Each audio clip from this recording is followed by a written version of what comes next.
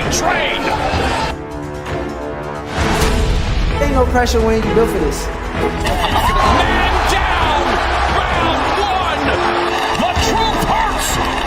Ladies and gentlemen, presenting the undefeated super flyweight from San Antonio, Texas, Jesse Bam Rodriguez!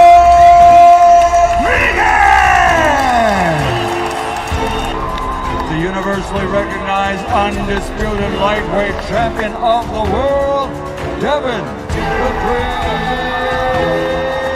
Haney.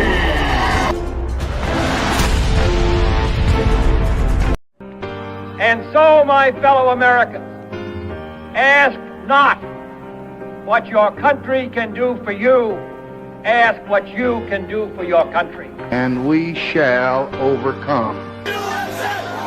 Impromptu celebrations erupted outside the White House. The very word secrecy is repugnant in a free and open society. And we are, as a people, inherently and historically opposed to secret societies, to secret oaths, and to secret proceedings. For we are opposed around the world by a monolithic and ruthless conspiracy that relies primarily on covert means for expanding its sphere of influence.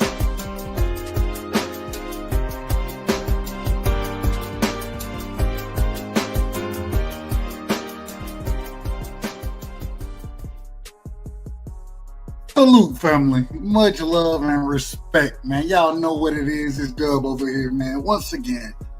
And we back cooking tonight, man. We got some things we got to address. We got some things we have to address because this shit getting out of order.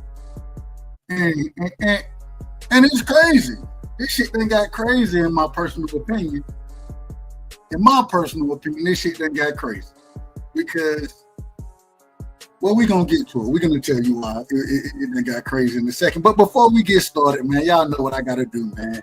As always, I like to shout the chat out early from the beginning, man, because if it weren't for y'all, you know what I'm saying, you know, I would probably still be doing it. I ain't gonna lie to you. I ain't gonna lie. I would probably still be up here talking crazy, but I do really appreciate the support and everybody who comes through. We got my brother in the building. No evidence is in the building. Salute to No Evidence, man. My brother, Cash Crypto, is in the building. No Evidence, real quick. I just rinsed you up. I don't know why you ain't had no rinse earlier than this, but we probably gonna get rid of the rinses in a second anyway, so it don't even matter. But salute to my brother, Cash Crypto. Cash, man. You know what it is tonight. We got a whole nother conversation that we're going to end up having later on. We got some things we got to address. Shout out to my brother, man. That's my brother right there. Shout out to Gertz, man. You damn right, Gertz. They out of order. Bill Haney is out of order, man. He out of order. It is what it is. I'm calling the spade a spade. I ain't up here to lie. I ain't up here to cap for nobody. It ain't none of that shit. I'm calling the spade a spade. So it is what it is, man. Let me see. Man, we got one of the greats. The Scholar is in the building. Salute to the boxing scholar, man. A brilliant boxing mind, as well as a brilliant political mind. Crazier than a motherfucker sometimes. Crazy. But I ain't got nothing but love and respect. Well, shout out to my brother, man. Much love and respect. We got AJ64 in the building. Salute to AJ64 for showing love, man. Much love and respect, AJ. Much love and respect. Let me see. The Dank Father. Another original, and I seen somebody, they said, well, you've been gone a couple months, you've been on a hiatus, now these niggas ain't they ain't fans, bro. Nah, they carrying water. That's what they doing. They carrying water, and I ain't here to carry nobody water but my own, just to be honest with you. So it is what it is. It is what it is, but we're gonna address that. Shout out to Dank Father, though, a real one, man. A real one. Shout out to Angie Baby in the Angie Baby. Salute to the queen, man. Much love and respect, Angie. I appreciate you. I really appreciate you. Shout out to Dominic in the building, man. Another real one. You know what I'm saying? Somebody we've been rocking a long time in the chats, man. So much love and respect. Much love and respect. Shout out to Texas G in the building, man. Salute to Texas G. Much love and respect, Texas G. I believe the TX and hell. I don't know what STH don't stand for. And then when you say don't mess with Texas, even though them dogs put hands all over Texas, We did that. But shout out to you, my brother. Much love and respect. Much love and respect. Let me see. I don't want to miss nobody. Shout out to Hardcore Casual, man. Salute Hardcore Casual. I don't know if I seen you over here, but hey, man, you're more than welcome to come join into the malfeasance and the nonsense that we're gonna have going on over here. That's what we do. So salute to you, brother. Appreciate you coming through, man. Shout out to the ladies of I Talk, man. RP, man. Shout out to RP. Shout out to my brother Chapo as well. I see. Hey. I ain't saying nothing about that. I ain't got no place over there. But man, much love and respect to the ladies of I Talk, man. Y'all go show them love. One of the great shows that'll get your mind off of some of the bullshit going on in boxing, because that's what I'm seeing right now. And I'm calling a spade tonight. Oh, I'm on one. I'm all the way on one tonight, y'all. I'm all the way on one. Shout out to the Windy City Assassin, man. I can only believe that means Chicago Assassin. And you never know what the hell gonna happen in Chicago. I'm just saying, you never know. Man, shout out to Evelyn, man. Evelyn from I Talk, man. Shout out to her, man. Much love and respect. I know what it is over there. And Evelyn, you know what it is. We done been on panels together multiple times, and I ain't got nothing but love and respect for you, sis. I ain't got nothing but love and respect for you. Shout out to Todd Swindle, man. Todd Swindle in the building, man. Y'all make sure y'all go ahead, drop a damn comment. We're gonna shout you out accordingly. You know what I'm saying? I'm finna get on my soapbox real quick, because what I just experienced, what I just seen happen, is some bullshit. It's some bullshit what I just seen happen.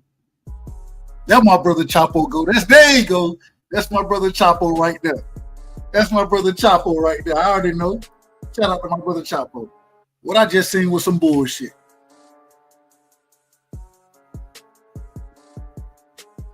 I just seen some bullshit happen. And I'm gonna call a spade a spade. I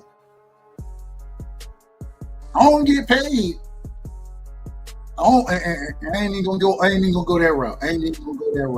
I'm just gonna keep it like this right here. Bill Haney out of order, man. Bill Haney out of order. You damn right, he out of order, man. After what I just seen up there on that damn panel at Knockout Boxing 86 TV show, Bill Haney is out of order. Capping. Yeah. Capping. Big cap over there. Big cap. And I'm sitting here like, wait a minute. I'm asking direct question. I don't want to get too deep into it. Y'all see the title of the show, man. The title of the show is, have I been kicked off? Have I been kicked out of the Devin Haney fan club? I done been rocking with Dev before a lot of these niggas was rocking with him. The first debate that Knockout Boxing 86 TV ever had was with me, tanking Devin. And I'm still picking Devin today if he fight the right fight. But damn it, after what I just seen, after what I just heard, after what I just listened to, we gotta call a spade a spade. That's what we gotta do over here. Bill ain't out this motherfucker capping like a motherfucker, man. I'ma say it. I don't give a damn. I ain't getting paid by none of this shit. I ain't getting paid for it. He capping. Bullshit. I'm listening to this shit, and I ain't gonna lie to you. I'm getting embarrassed by what I'm hearing right now. Well, at that time, not right now, but at that current moment in time, when I'm listening to it, I'm being it. It's embarrassing what this man is saying.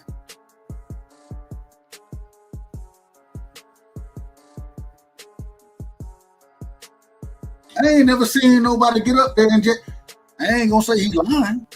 And I understand the business of boxing. I understand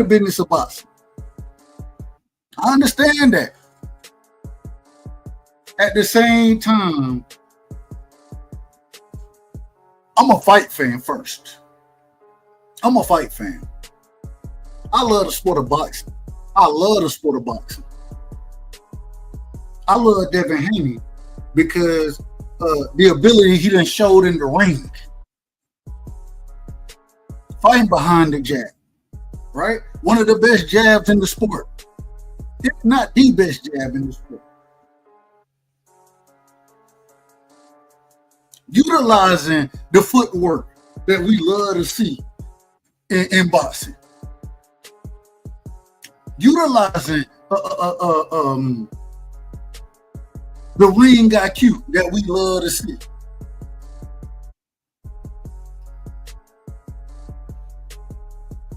And now I got the Tank fans and the Shakur fan talking about, hey, dog, come on over here, man. Come on over here with us, man. Come on over here. Nah, I ain't going nowhere.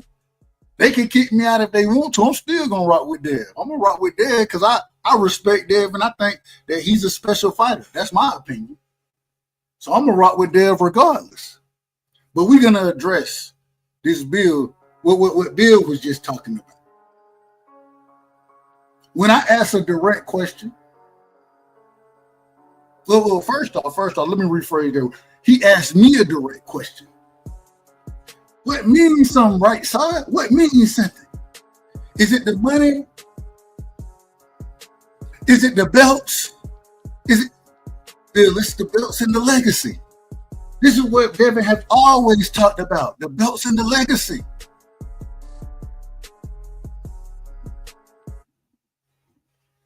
This is what I respect. This is one of the reasons I respect him. Because y'all took a bad deal to go and become undisputed. Yes, you did. I respect it. I didn't think y'all would even get the opportunity. I made a video. That was my first video the first video I ever made on this channel was about Devin Haney. Look it up. It's still on the channel. Y'all hit the make sure y'all hit the like button, man. Hit the like button. Well, if I'm gonna keep talking this while, I might as well get a little something.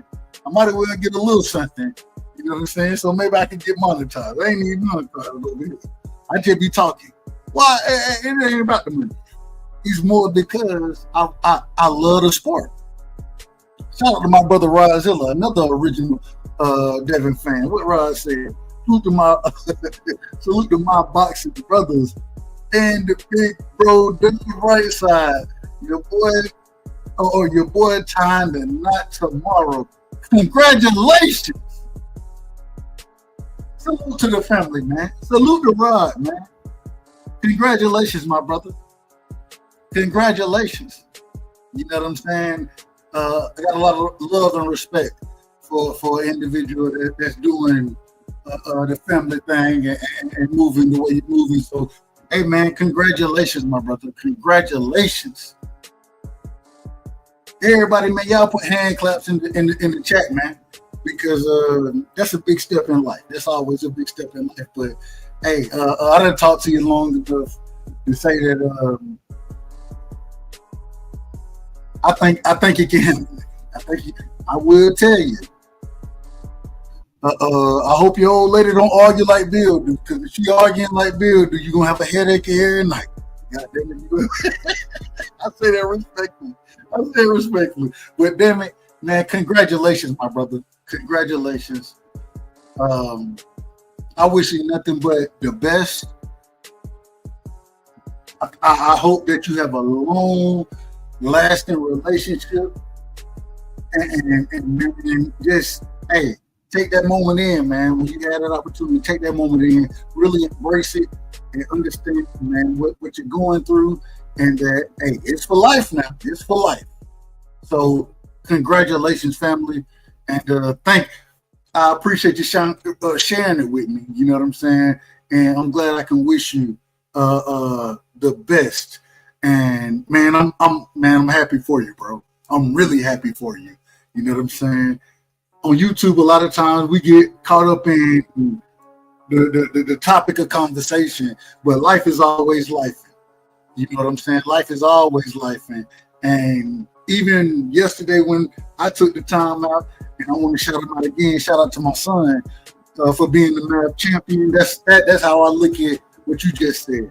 I look at that as something that, man, we should respect, and we got to show love for, and be happy for you, brother. I'm happy for you, and I wish you nothing yours but the best. You feel me? And man, congratulations once again. Congratulations once again. And I know y'all know I'm on my soapbox, but because we get started late, I always have to drop the link early. I always forget that, man. Because we get started late over here, I try my best to drop the link early so everybody can have the opportunity. If y'all want to come up and cook with me, you know what I'm saying? Y'all know I don't have no problem with it. But I got to get this off my chest real quick. I do have to get this off my chest. Let me pin that right there. The link is pinned in the chat, man. Congratulations to Rozilla, man. Congratulations to him. And I wish nothing but the best for you and your family, man. Nothing but the best. And I think you understand what that entails and how you're gonna have to hold it down. And I think you'll do a hell of a job. I think you'll do a hell of a job with what you got going on. You feel me? So congratulations, my brother. Congratulations. I can't say it enough, man. I'm happy for you. I'm proud for you. Man, that's crazy right there. That's crazy. And I hope everything work out as smooth as it can. That shit ain't always smooth. I done been there. I'm divorced, so you might not need to take too much advice from me. But at the same time, man, I'm happy for you, bro. I'm really happy for you. Really happy for you. Shout out to Miss 702 in the building, man. That's my big sister right there. Shout out to Miss 702. Much love and respect. Listen, Bill over this motherfucker talking crazy.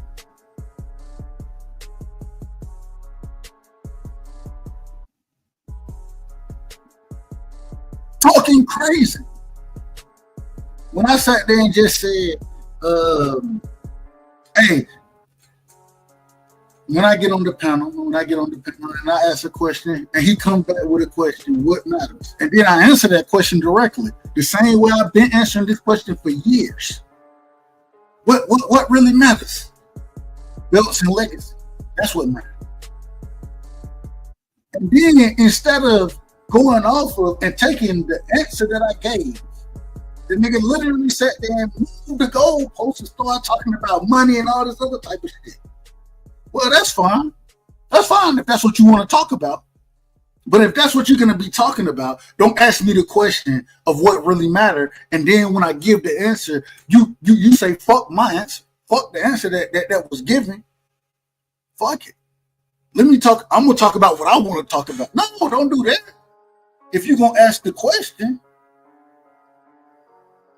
take the answer that I give, right?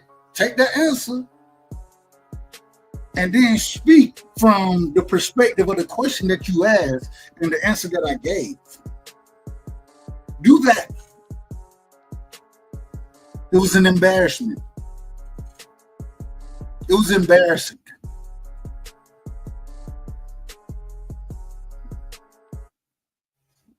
As long as I've never argued that Devin is the biggest seller in boxing. That ain't never been my argument with Devin. I've never made that argument. I will say it's interesting to me that on every damn panel that I end up jumping on, the topic of conversation is Devin. I give him credit for that. I give him credit for that. But for you to take the answer that I give you and then move the goalposts and start talking about something that I didn't say and be like, whoa. If you don't want to be a fan, hold on, you're supposed to embrace the fans. You the ambassador for DHP. You the ambassador. And a nigga that been riding and arguing for your son, my favorite fighter. A nigga that's been arguing for him for years.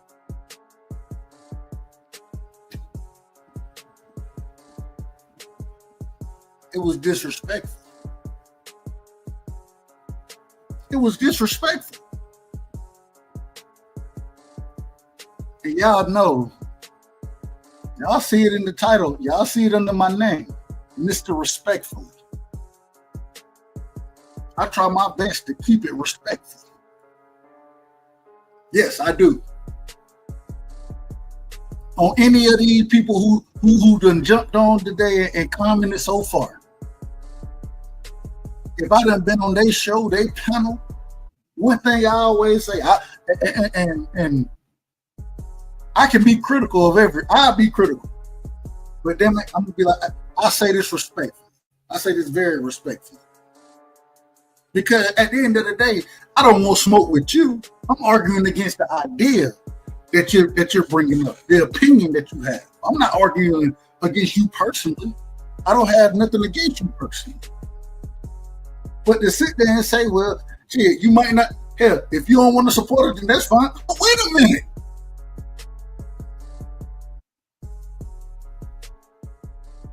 I was arguing with these niggas before you hit YouTube, nigga. I was arguing for Devin before you even hit the damn tube. I was arguing for the nigga. And now all of a sudden,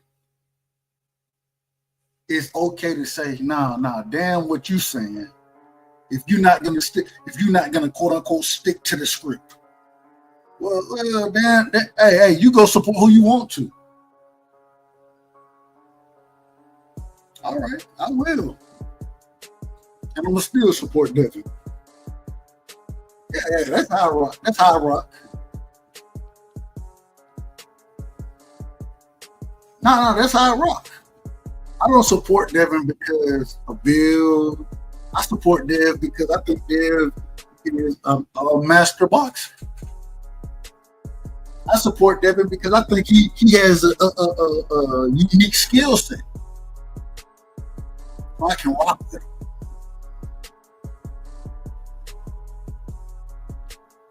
But for an individual, the ambassador of DHP Promotions, DHP, Devin Haney Promotions,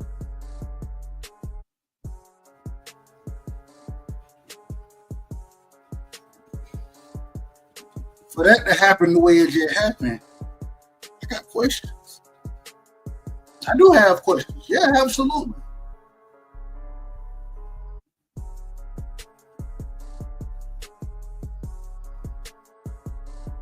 My brother, Dankfather, one of the originals that sit in the same fan club as I do. I don't know if he sit. I hope. I would say I hope that he don't sit in the same fan club as the hacker, the box. And I ain't got nothing against the hacker. He just don't know shit about boxing. But I ain't got nothing against him. And Teach, I got you, my brother. I got you. Give me 1 second. What would he say? We can't forget the super fan can't be objective. And one thing I pride myself on, I try my best to be honest. I try my best to be honest when I have these conversations. Regardless of who I'm talking about, which fighter I'm talking about, I pride myself on honesty. I think anybody who can never talk to me will tell you, right side, I believe everything that he said. He may be wrong now. He may be wrong. But right side, I believe everything he said. Because I do. I ain't got no reason to lie to y'all. But I got to do this real quick, man. I don't want to be too long-winded. And I want other opinions on this. I want other opinions. So without further ado, I got to bring one of the great boxing minds, man. An individual who I believe, I could be wrong about this. I could be wrong, but I believe he jumped on my panel first. I believe that. I could be wrong about it. But whether I'm right, wrong, or indifferent about it, a brilliant boxer mind, an individual who pulled no punches. Sometimes I gotta say, man, you don't know shit about boxing. And I know he know a lot about boxing. I know he watched the game like I watched the game. We came up in the chat together. You know what I'm saying? He may pick Jaime Munguia a few too many times, But outside of that, man, a brilliant boxing mind, a brilliant individual, somebody I got a lot of love and respect for, somebody who I think, in my personal opinion, should have his own channel and be doing the same thing that I'm doing right now. We got my brother in the building, man. Teach is in the building. Teach, salute from you. Give me your open. Teach. You got that. Teach. I don't know what that is. You got background noise when I'm trying to bring it on. You got background noise. I'm gonna try it again. I don't know what it is, but you got a lot of background going on. Let's try it. We're gonna try it one more time right here. All right. Yeah, I do have background noise. Now you good to go now. You good to go now. You good to go. Teach, welcome to the with you. people, man. Give me your opening statements, your opening thoughts, and then we'll cook from there. Yeah, so I want to talk about what KO and Bill Haney talked about, because I think I missed the whole conversation. But on the panel, I know we were talking about whether Devin Haney or Teofimo should take that fight for pay-per-view. Mm-hmm. And going off of what Devin Haney said was that Teo never did a pay-per-view, which is correct. What Bill said. Yeah, what Bill said. Yeah. Teofimo never did a pay-per-view, which is correct. So in reality, you're never going to know what that fight is going to do, right? Agreed. So that would be a fact. But going off of Teo's name, going off of Devin's name, you would assume that fight would do good, right? Maybe better than a 150K or 150K or maybe more, which could eventually turn out to be a profit for those guys. So Bill Haney is correct when he said that, maybe the 5 million would be a better offer, but at the same time, a pay-per-view could also, do more. But that's one thing that we don't know. We don't have proof of what the numbers would do. We don't have any proof of that. But my whole thing is this right here. Teach, before we get to that piece, I want to ask one thing. Teacher, your personal opinion, and this is me on my soapbox. This is me being petty. I'm all of that right now. I'm all of it. So, in your personal opinion, Teach, you've heard me cook for a long time in these YouTube streets. First things first, do you think I'm a true Devin Haney fan? Yes or no? Yeah, you're a Devin Haney fan for sure. Have I been kicked out the fan club, man? Have I been thrown out the club, Teach? Well, you voiced your opinion on Devin, right? And the things that you didn't approve. So I think you may have been thrown out the fan club. I think so. How they throw me out the club, man? How they throw me out the club? How did that happen? Yeah, you have your opinion and you're not wrong. Like, you disapprove of what Devin Haney is doing, right? So I believe you mentioned that he should be taking these fights. That would be the best thing for him, wouldn't it? To rebuild your stock. Your stock has fallen since the Ryan Garcia fight. To fight a Teofimo Lopez, what the money may not be exactly what you want it to be, but at the same time, that should be a fight that you're trying to make very aggressively. If you're not going to rematch Ryan Garcia, I still want to see the Ryan Garcia rematch. I still want to see that. But if you're not going to do that, what's a better name outside of Tank Davis, outside of Tank, than Teofimo Lopez? 100%. Yeah, ever since that Ryan Garcia fight, I know you've been on Devin Haney because of the way he fought. Pretty much, he fought that wrong fight. So you've been voicing your opinion a lot on him because of that. The Teo fight, that should be. I think he should definitely take that fight. I think the pay-per-view would be good. So I don't know why he refused that fight, to be honest. my brother, and I need somebody like Dank Father here because Dank Father understands where I'm coming from, and I think he can give me I think he can give me a little. Hey, this is what was going on there. You feel me? Where I may see it a little differently than he does. So, Dank said Bill was saying back end wouldn't pay or wouldn't start paying out until after 100K was sold. I'm okay with that. I'm okay with that because I think that at this current moment there are no two bigger fighters at 140 than Devin Haney, and respectfully to Ryan Garcia. I don't think there are two bigger names than Devin and Tio.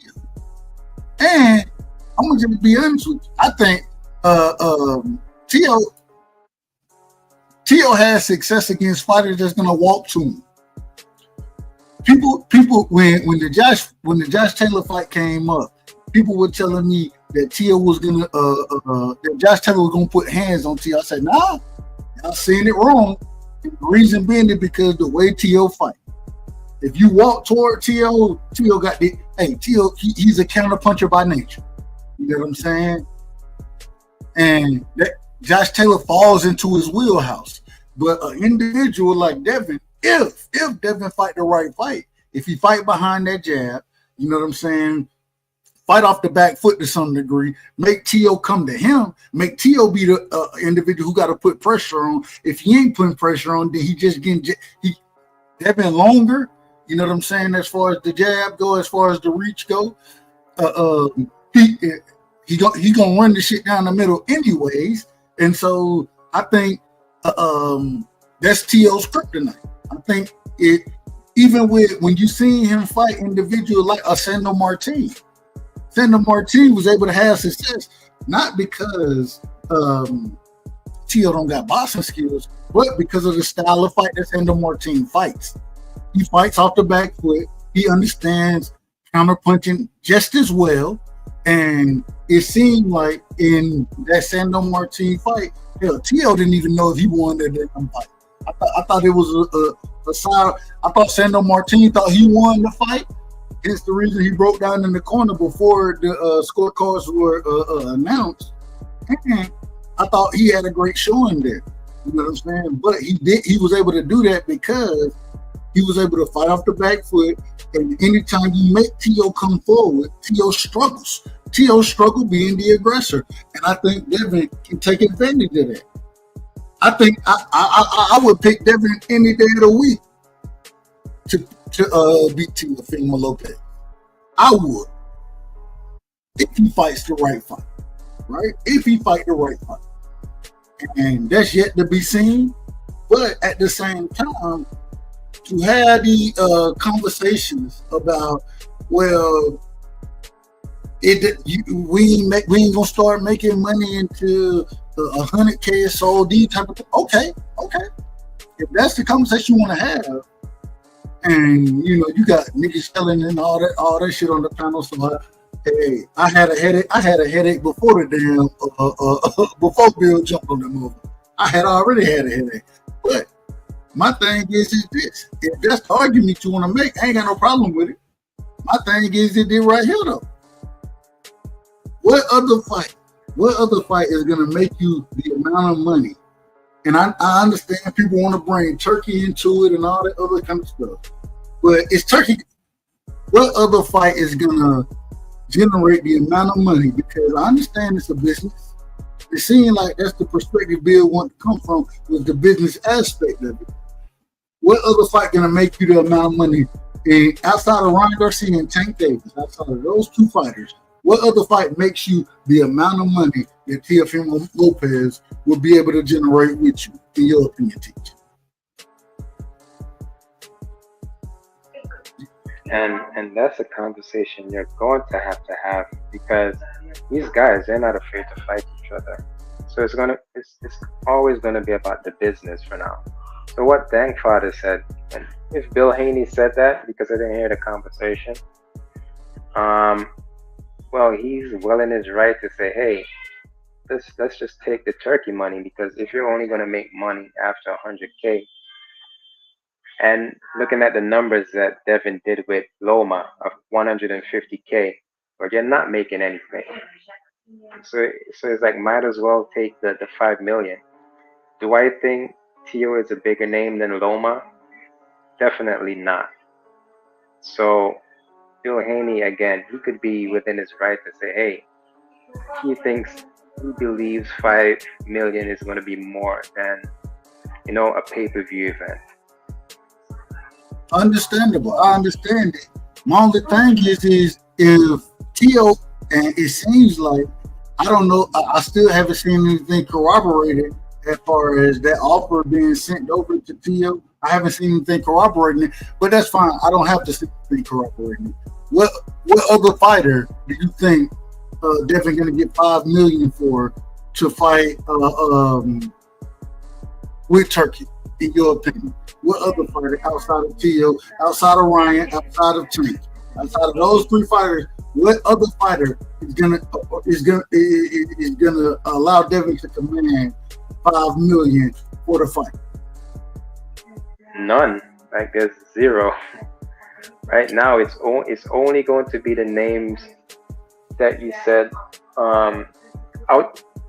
Outside of Ryan and Tio, it's only going to be those 2 names, Ryan and Tio. That's it. Who else is there? Like, you won't get paid that much with Africa. Shakur is at 135, so that's out of the picture. Who else is at 140? Catterall, you definitely. Yeah. Catterall, Matthias. You're definitely not going to get millions with those fights. It ain't happening. Mm-hmm. So, I don't understand how we bring these things up. And, okay, whatever fights on the table, Bill said they got fights on the table. He wouldn't say exactly which fight, but he said we got fights on the table. Well, what fights? And the fights that you're talking about that's on the table, is it going to command more money? No, it's not. I mean, he would literally have to move up to 147 to get a good name up there to make that kind of money. And this is why it's asinine. This is why it's asinine. This is why it's disgraceful. I don't understand how all of a sudden, and now teach my last question, and then we'll cook accordingly. Last question to you. Teach. I got offers out there. I got offers on the table, man. I got offers on the table. They said, hey, come be a Tank fan. Come to the Tankomaniacs.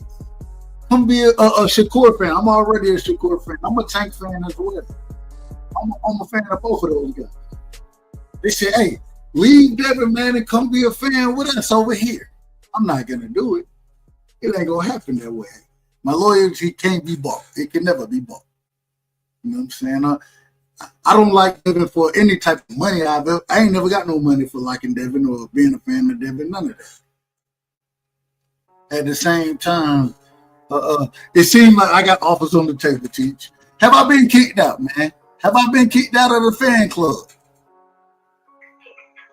You've been kicked out, man. I'm out. That's okay, though. It's okay. I ain't got no problem with it, man. I ain't got no problem with it. All I'm saying is this right here. If we're going to be honest, we're going to be honest. If we're going to call a spade, we're going to call a spade. That's it. That's it. And I'm calling a spade, man. I'm calling a spade. Real quick, man. So you think Devin ducked then? You think Devin ducked? Devin ducked who? Tio. That's the question I'm asking you. Do you think he ducked? I don't know what Devin is doing next. So it's hard for me to say. But I will say, especially when I brought up, when the question was asked to me, what do I think is most important? And I brought up belts. And then Bill went into the money aspect of it, right? Yeah, I do. I do think that Devin is ducking, according to Bill, he's ducking because of the money. I believe that, and that ain't off of my word. That's off of what was said. So if we talking about and all ducks ain't made the same, you know what I'm saying? People duck for different reasons, but I do believe that Devin said, nah. If the money ain't what I want it to be, nah, I ain't gonna take this fight, which is a duck to me because one of the things I done argue for the longest for Devin is that he don't give a damn about the business. He worried about legacy. He worried about same way I argued with the whole Kambosos situation, the franchise situation, you know what I'm saying? The Lomachenko situation. I done argued all these things. So yeah. If money is the issue and you the hold up, you ducking the smoke. Because you were, and if you want to tell me, well, we took this fight right here, so we make sure we gonna get more money here. Okay, I ain't got no problem with it. I ain't got no problem with that. But what I do have a problem with is with you not having any, well, Bill said they got fights on the table, according to Bill. They got fights on the table. We don't know what those fights are. He wouldn't say what those fights are. But if the holdup is the money, well, you duck it because you're not going to get more money anywhere else with any other fight. So yes, right. I feel you. It seems like a duck to me. And I don't know. It's like this fight was like a fight in the making years ago. And like now that we finally got close to the fight, these guys don't want to fight. That's just crazy. Again, this is all about business for Bill, man. Like, I 100% believe he looked at the Loma fight and said, hey, we didn't make enough money in this fight. And this will probably be a reflection of that fight. Again, the Loma and Devin fight. And he just believes that they're not going to make a lot of money if they do it in pay-per-view. One of the arguments, Teach, I've been making. Oh, go ahead. But they definitely need to, try and set business aside. And again, legacy. This is like fight people want to see. People wanted to see this fight for years. Why not just make it? And again, as you said, he's not going to get that much money anywhere else. Might as well just take it. Take the fight. And that's my whole issue with all of it is that if you can come, if they would tell me, say, hey, we know that we're gonna make $5 million with Africa, which I don't believe that's gonna be made. I don't believe that. Matter of fact, I think that I'm probably one of the few people who would be very interested in that fight because I think that's a high level chess game, right? Depending on how Devin fight, I want to see it. But at the same time, is the money going to be there for that fight? No, I don't think the money is there for that fight.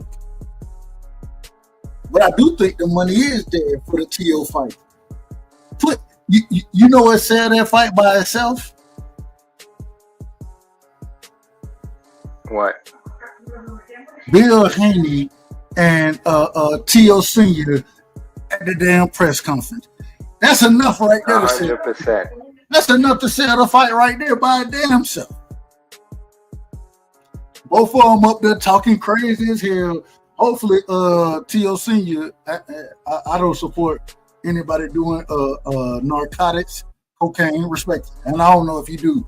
So I'm not trying to cast those aspersions. But I know the nigga will take a couple shots. Me and him, we might have to meet at the bar one day. But let him have a couple drinks in this system. Oh no. That's classic right there by itself. That's classic. And for the argument to be, and this is my problem with it. This is my problem. Once again, this is my problem. When Bill asked me, He said, what matters to you? And I told him belts and legacy.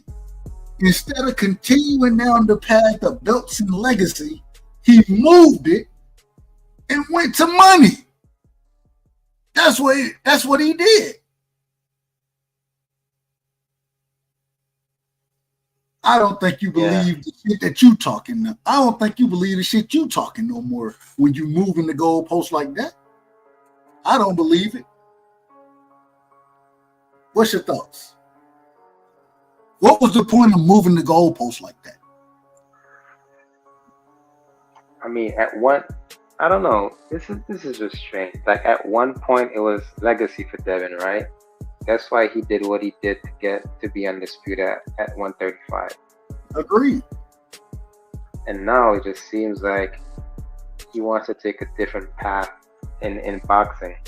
It's all about the money now. But at least he said it. So we know what it is right now. Maybe that's why I'm gonna get maybe that's why I'm gonna get kicked out. Because at the end of the day,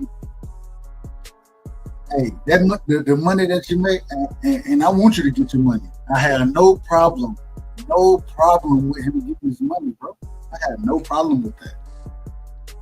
My only problem is you told us for years it wasn't about that. You But told then me how do you become a money guy, right? You gotta give us exciting fights. And Tio would be an exciting fight. Agreed. So you gotta build your way up to become the money guy. And Devin right now is not at that point. Coming off of the Ryan Garcia fight, would you agree with me that the man's stock has dropped? Yeah, for sure. Even with the lawsuits that you had going on, those type of things, I think the lawsuits hurt you as well. But I have no problem with, hey, whatever you want to do business wise, even if I may disagree with them, that's fine. Fix that shit in the ring. That's where you fix it at. You fix it in the ring. And why aren't we seeing this nigga fix it in the ring? And why are we seeing Bill get up here and cap the way he capping? We gotta have standards in the sport of boxing and this YouTube boxing community. There has to be standards laid down. We would agree on that. And so if you want to tell me that legacy is this, and this, and legacy is, especially when you're going to get the belts, doing those type of things, that is a means to an end, especially to be getting paid. Right? I agree with that. Yeah. But And I mean, okay. But last point, once you have the type of showing and fight, and hence the reason I think out of everybody, is that not Tio, not Hitchison, Ryan Garcia. That's who you need to be in the ring with next. If you the goods like I think you the goods, then you make that rematch and then you prove in the ring you the goods. That's how you fix all of this.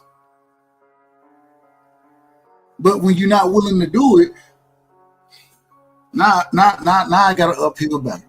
Now I got to argue with niggas, and shit, I ain't even got a leg to stand on out of here. I ain't got no leg to stand on. Yeah, man. I mean, to Cash Crypto's comment, I mean, yeah, it's going to be about the money. But remember, Devin Haney, I mean, he took a pay cut just so he could get those belts. So we can't say that legacy wasn't a part of what Devin Haney did, because he chose legacy. That's why he took the pay cuts. But with this whole Ryan situation, like, I don't see Ryan rematching Haney again. Like, why would I want to fight you after you're trying to sue me, the bright side? Like, if Devin Haney and Ryan fought again, who's going to be the A side? It's going to be Ryan. So Agreed. why would Ryan say, "Hey, I'm gonna give you a payday," after you just try to sue me? So I don't see that fight ever happening again. I don't think it's about a payday for. What's the next big fight for Ryan? I mean, it's supposed to be that Japanese guy, but quote unquote, he said his hand got injured, which I think is fake, because we know Oscar didn't want that fight to happen. Agreed on So that. Oscar had a hand in that for sure. All I'm saying is, I don't even know who the Japanese guy was. So maybe it was a big. I don't know. I can't say what it is. All I'm saying is that this shit that got out of order, man. It done got out of order overnight, Teach. And at the end of the day, man, I'm gonna just be honest with y'all. I'm gonna be 100% honest with y'all. The shit that happened tonight, the shit that happened on the panel, he supported. And now I'm a pariah, which is fine. I have no problem being a pariah. But at the same time, I'm still rocking with Dev. I'm gonna rock with Dev, you know what I'm saying, regardless, because I like the skill set. I like the way he fights. I'm a boxing head. You understand what I'm saying? I love skillful fighters, and I think Devin got skills. I think he got more skills than a lot of these niggas got. And so, because of that, I got to rock with him. But at the same time, what happened tonight on that panel, in my personal opinion, was disgraceful. It was disgraceful. And Bill did his son no favors with the way he showed up tonight. I don't think he did his son any favors.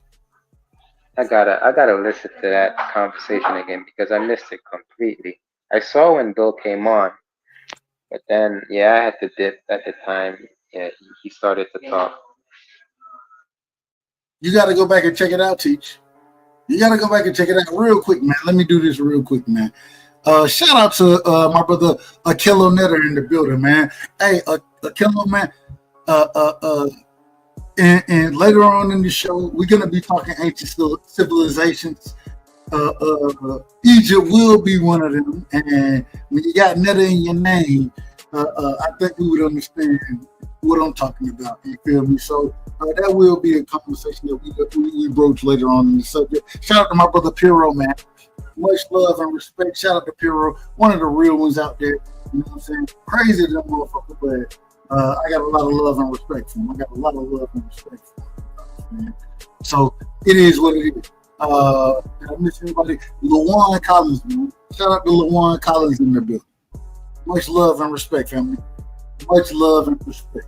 And so all I'm saying is, at the end of the day, we're gonna keep it a buck. And we're talking bullshit, and whether I agree or not, you feel me? Shout out to Picasso as well. The vampire's in the building, man. Hey, Picasso a real one too, man. Picasso a real one. But whether I agree with it or not, you know what I'm saying? It just seemed like Bill done figured out that, hey, as long as we keep it on the business of boxing, we don't have to talk about the quality of boxing anymore, man. And no, it's more about quality than anything else. Shout out to Supreme in the building, man. Is that Big Supreme? I think that's Big Supreme. Supreme Al-Sheikh, man. Al-Sheikh. But shout out to Supreme, man. Much love and respect. But Supreme Al-Sheikh. But hey, Dub, it was good chopping it up with you. But I'm gonna eat lunch right now, hey, so I'll be listening in. Did you say lunch? Yeah, lunch. What? Man, I'm on vacation. You didn't know that? Where you at? I'm in Indonesia. Damn. Hey, Teach. You want to eat It's lunch? like 1 o'clock here now. In 1 the, p.m. you in the middle of the day. Yeah. I ain't mad. But man, this is like the perfect time to listen to your stream Because if I was home, I'd be fast asleep by now. You be sleeping shit. Hey, enjoy your vacation, my brother. You know what I'm saying? Enjoy it. Real quick. I gotta ask you, man. I've never been to South Asia or anything like it. So I gotta ask you. Is this your first time going over? I ain't trying to make it an interview, but I gotta ask these questions. Is this your first time in that area? Nah, I've been traveling over here since 2016, like every year. Okay. Second question, man. When you get over there, I know the diet, and when I say diet, the food is totally different. Everything is totally different over there from what I would expect, man. What if a nigga would take a trip over to Indonesia? What would you recommend that I put on my plate? Just try the traditional food. Like if you're into meat, I have a lot of meat options there. Say it If you're again. into seafood, if you're into meat, I have a lot of meat options here. Here specifically, if you go to Bali, they love duck. Right? So if you never tried duck, you can have duck. Duck is greasy, ain't it? And I don't know, I don't eat meat. Oh, you don't eat meat? Okay. Yeah. Do they have? But what I would say is that No, go ahead. yeah, what I would say is that the food over here is 100% better than back home, Amazing. and cheap too.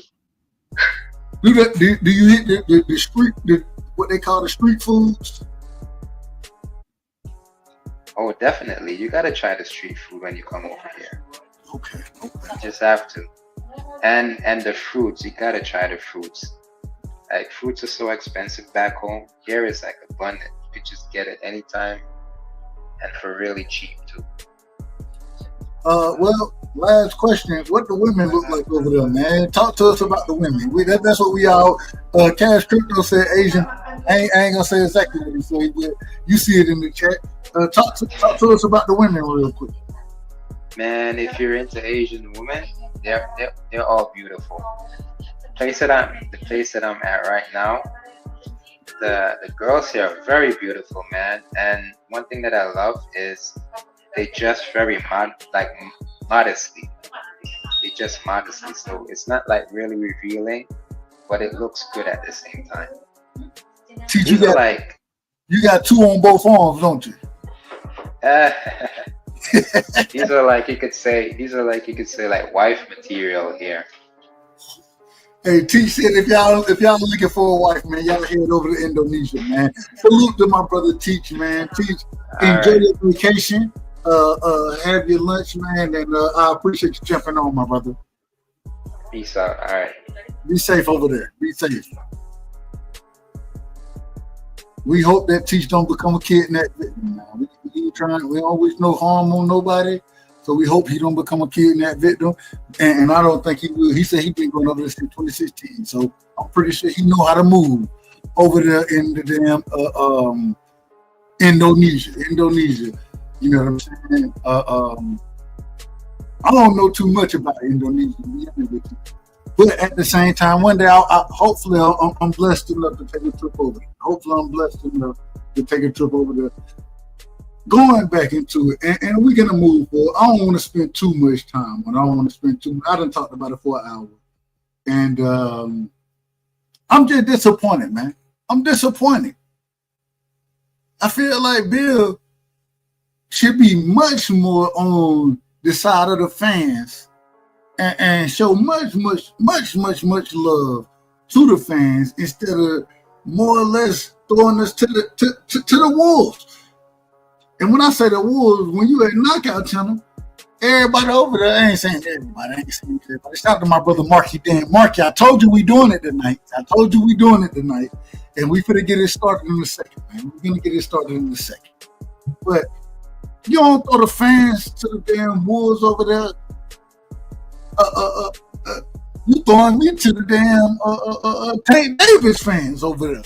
When I go over there, and I gotta argue with your ass about the bullshit that you talking about. I gotta argue with you because you're bullshitting on the panel. Talking crazy. Hey, let the folks come back up. Let the folks come back up. But then you want to ask questions, but won't respond directly to the answers of the questions. It's disgraceful. It's disgraceful. I call a spade. I ain't got no problem doing it. Marky said he can't do it tonight. That's fine. Hey, it don't matter. I'm gonna still do it. Marky. I'm still do it. You feel me? Because I like to talk about this stuff. Besides that, really, you know what I'm saying? All I'm saying is this. Devin, go ahead, man. Make the big fights that you can make. One of the things Devin has always been out here screaming and yelling. One of the reasons I got love for him is because he's been out here saying, I want to make the biggest fights happen. That's what he's been saying. Make the big fights happen then. Right? Make them big fights happen. Make the fights happen that the people want to see.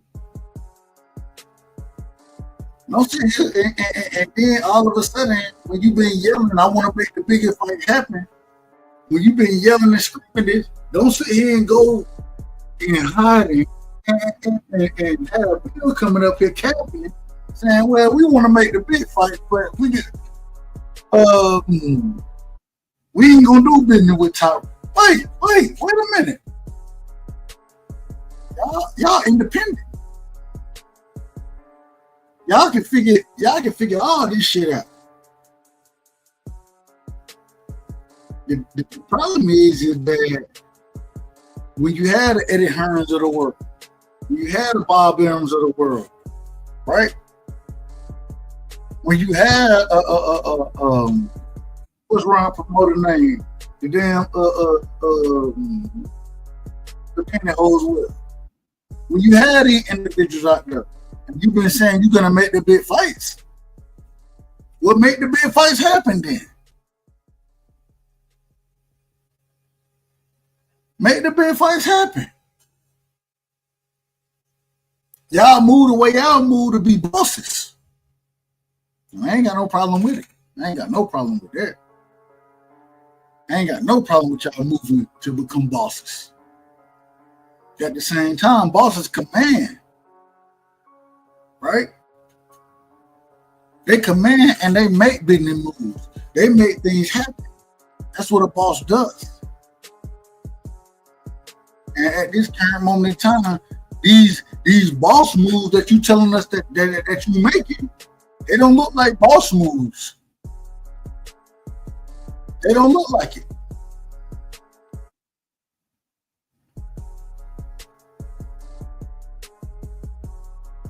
It don't look like, oh Lord have mercy.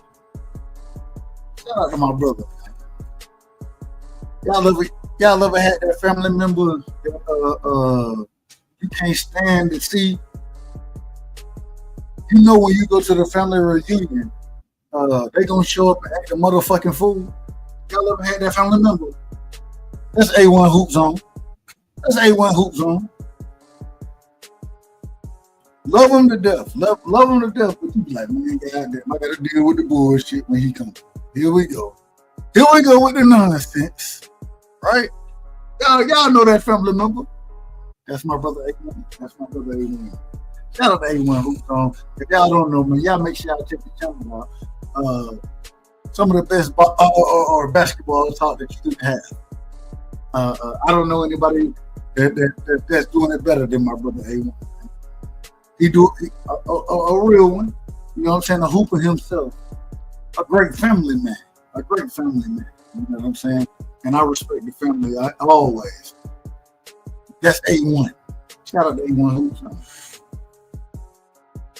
Crazier than a motherfucker, man. I want to put that back out. He's crazy, but I ain't got nothing but love and respect for him, and I wish him nothing but the best, and I hope he keeps doing this thing, man, and I hope y'all support his channel. Niggas don't even support my channel. Hey, shout out to Cash Crypto, man. Cash Crypto said over at KO channel. That nigga Cash Crypto said, can we at least get Dub to goddamn 1,000 views. 1,000 subscribers. Please help me, please. Help me, please. I need 1,000. But whether I have 1,000 or not, man, I'm gonna do what I do. It is what it is. Real quick, man. I don't know if I had the chance to talk to y'all about this, man. David Benavidez, and I'm done. I done been long-winded, and I started this channel to be long-winded. Y'all heard KO earlier. KO said, "Shit, hey, if you over talking everybody, then go start your own shit." That's why I started my own shit. I was going to over talk everybody anyway. So I gotta talk. I gotta say this real quick, man. I gotta say this. Shout out to Tyson Fury, and even though I think Tyson Fury a cheating ass motherfucker, shout out to Tyson Fury and Usyk for the fight that they had coming up this weekend. You know what I'm saying? I'm interested in it. I got Usyk winning, but at the same time, I'm excited for the fight. I am excited for the fight. Shout out to David Morrell and David Benavidez. Two real ones at a young age that's willing to get in the ring and mix it up, man. That's what we want to see. We want to see. I got David Morrell. I got David Morrell beating David Benavidez. Although I'm a huge fan of both of them. I'm pretty sure. I don't know who I like more, but I love both fighters. I'm probably more of a David Benavidez fan. He speaks English and he do more interviews, so I don't have a chance to hear him more. You know what I'm saying? But now I'm going ahead and I'm picking David Morrell to win that fight. Shout out to Shakur Stevenson and what they calling Kid Austin. What they calling Kid Austin dad? They call him Auntie Austin or some shit. What they call Auntie? I said, God damn, they done start calling the nigga Auntie out there. Hey, anytime you get the name Auntie out there, motherfucker, man, you know you doing something crazy. As a man, when you get the name Auntie, man, you gotta be doing some wild shit, man. And so, but I think it's gonna be a hell of a fight as well. So, man, shout out to Shakur and shout out to Kid Austin, and Auntie, man, Auntie. What do you say? Auntie Schofield, that's what they would call it. Auntie Sco. Appreciate it, thank. Shout out to K Savoy, man. Another one. From Georgia. I ain't gonna call out everybody area over here, but another one from Georgia, man. Shout out to K Savoy. Nothing but love and respect, K Savoy. You know what it is, family. Got Hands is in the building, man. Much love to Got Hands. I think it's the first time I seen you over here, Got Hands, but hey, you always welcome, brother. You always welcome. You know what I'm saying? Now. What this show was supposed to be about, and we had this conversation, and I would ask. I don't give a damn, really. I do give a damn, because I respect all y'all and I appreciate y'all time. You know what I'm saying? My brother Cash Crypto. It's supposed to be Marky Dan. Marky said he at the time of the night. He said he at the time of the last night. But that's fine. We got to get into this, man. We got to get into the second part of this conversation. I ain't going to be rocking as long as I am. I got to start cutting these motherfuckers down because next thing you know, it's 4 o'clock in the morning and I'm still alive talking crazy. Y'all know how it is. But we got to talk about the ancient civilizations. And I don't know what anybody in the chat know. I don't know what y'all know. He said, I'm waiting on this broad to come get my son. Oh, Lord. Cash wilding at this motherfucker. All right, Cash, I'm going to wait for you. When you hit the link, Cash, we'll get started on that topic. I'm going to keep talking boxing real quick. The only reason I'm going to keep talking boxing because I got a few other things I need to address. Boxing. Who are these new niggas, man?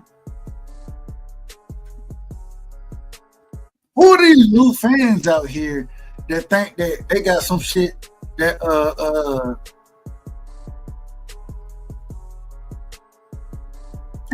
hey, maybe what happened is you end up stepping away and you become an old head, right? You end up stepping away, and next thing you know, you out the loop, you out of touch, right? Maybe I'm out the loop, maybe I'm out of touch. So I would ask anybody right now. I need somebody to, and once again, ain't no disrespect whatsoever. No disrespect. But these guys, these new niggas, they think they the manager, they think they the promoter, they think they the geniuses in the chat. They think that they're the individuals who some type of way, not sure how, but they think they know more than anybody else.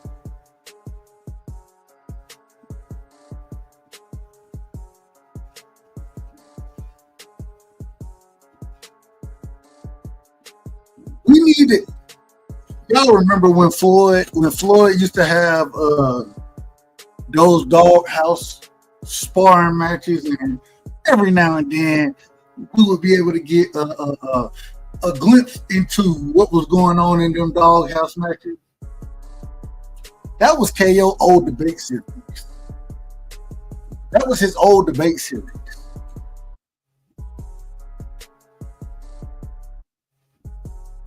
The reason it was his old debate series is because that's where you could cut your teeth and show that you do know boxing. You able to stick to a topic and argue a topic and bring facts out and points out about that topic.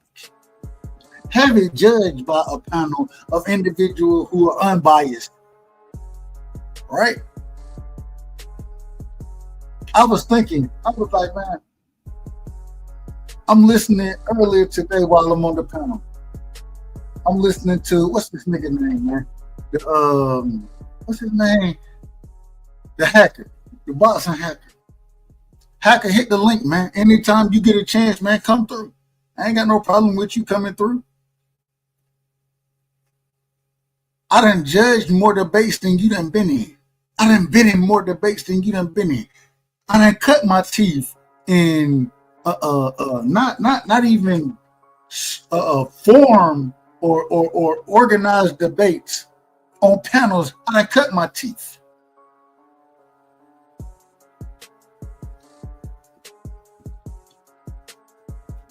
Who are these niggas?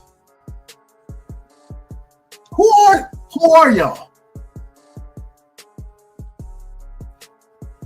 What's the credibility that y'all got?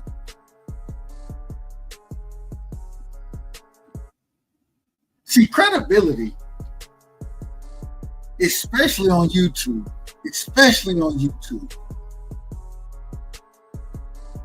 that shit don't come from, it comes from you standing on business and being able to speak to any topic.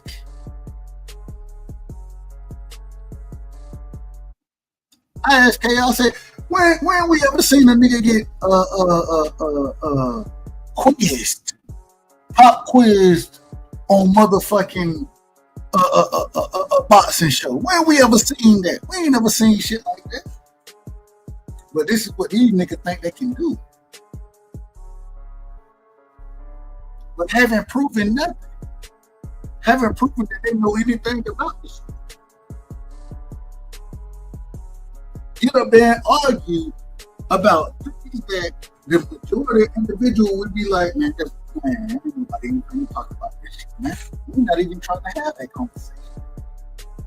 Who are these niggas? Who are these niggas?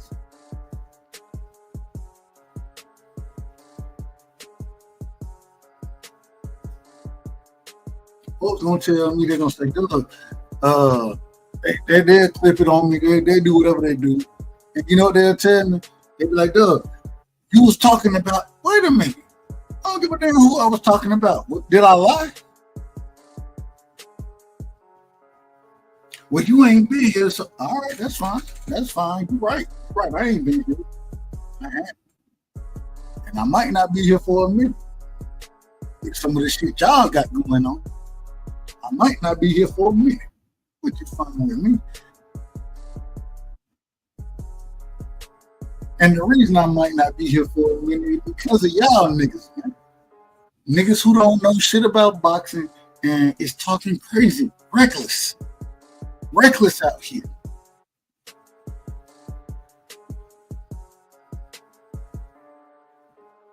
Destroying panels. No control over themselves. Out of order is what I would call it. All the way out of order. Acting a fool in these YouTube streets. Acting a fool.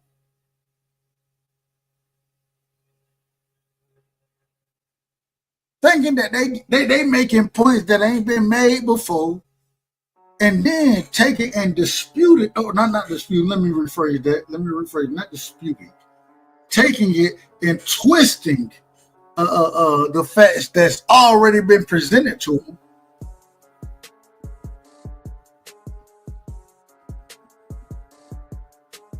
And just yapping.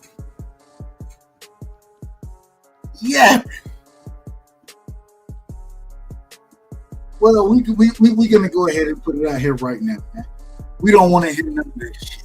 We don't want to hear it. We don't believe nothing that you're saying.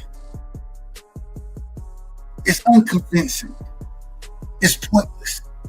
You're getting fried at every turn. You're getting fried. And I'm just gonna be honest with you. It make it hard for me to get up here, and y'all know damn well, anytime I get on the panel with KO, if this nigga want to argue Devin and Tank, Devin and anybody, I got smoke for him. I can't even have smoke for a real one because you niggas out here who's supposed to be arguing on the same side that I'm arguing is talking wild and reckless, fucking the conversation up.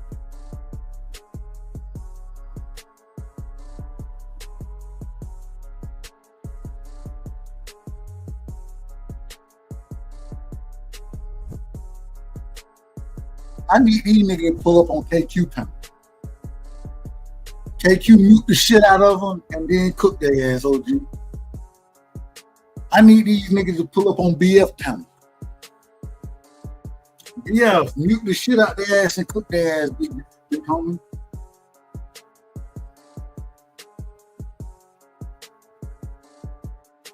I ain't never seen nobody send no goddamn super chat saying, hey, it's my birthday. For my birthday, I only got one wish. Don't let this nigga talk right here. Don't let this nigga talk. Why would they do that?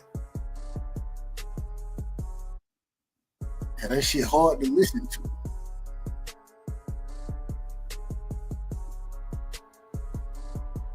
The loudest motherfuckers on the panel, the loudest nigga. Shout out to 2 Cent Boxing, man. Shout out to 2 Cent. Me and 2 Cent, we ain't always agreed on nothing. You know what I'm saying? Me and her, we done had many disagreements. One of the really things, she said, man, if you shut the fuck up and listen, you may learn something. Facts.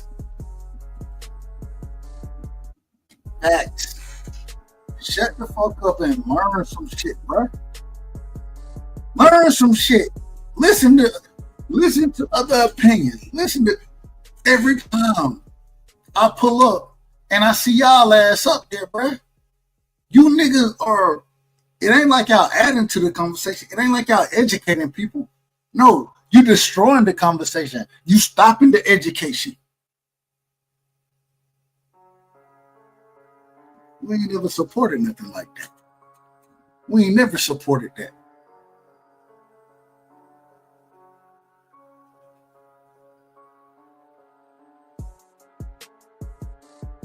We ain't never supported a motherfucker acting a fool like it.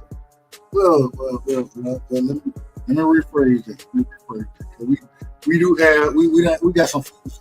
We got shout out to my brother Ben Israel, man. One of the biggest fools. That's my brother right there. We ain't gonna act a motherfucking fool on your life. So we do have that. We do have that.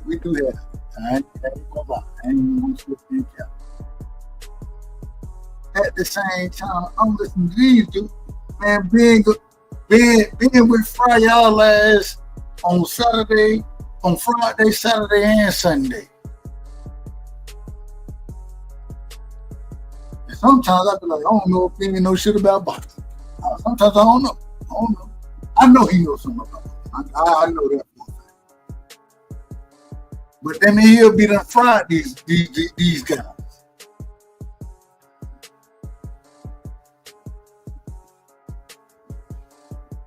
These same guys, man, they want to act like, man, hey, y'all all, everybody biased but them. Wait a minute. Y'all making me argue against you because of the nonsense that y'all are bringing up. Y'all better stop it. 2025, man, I'm gonna be real with y'all. I'm just getting started. I'm coming back. I'm finna come back with a vengeance. I'm coming back with a big thing. You know what I'm saying? And the vengeance we coming back with is boxing related. It's political. It's political. It's historical.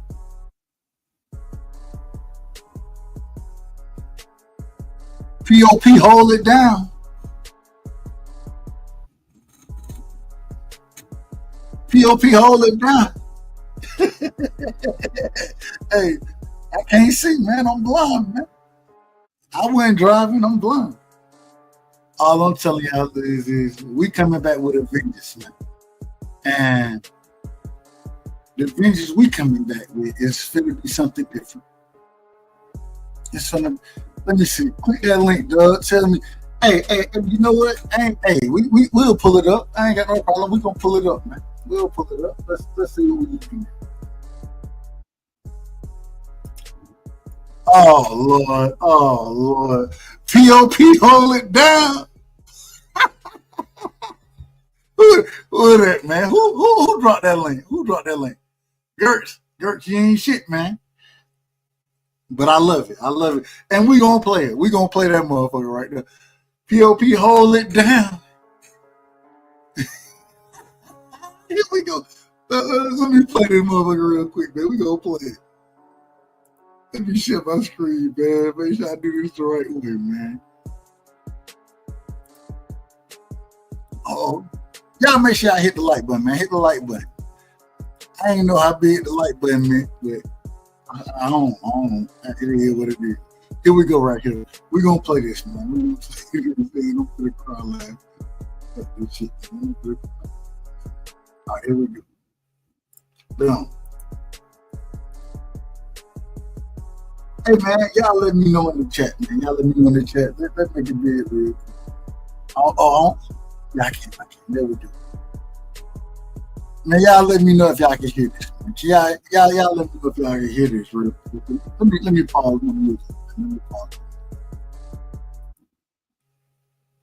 I'm gonna play it for a second. Then I want y'all to let me know if y'all can hear it, and then we'll run the whole thing. We'll run it. Shit, I know y'all can't hear it. If I can't hear it, oh, there we go. I'm legally blind. And I see you in the background, my brother. I got you. I'm finna bring you up here. Give me 1 second. Can y'all hear that, man? Can y'all hear that?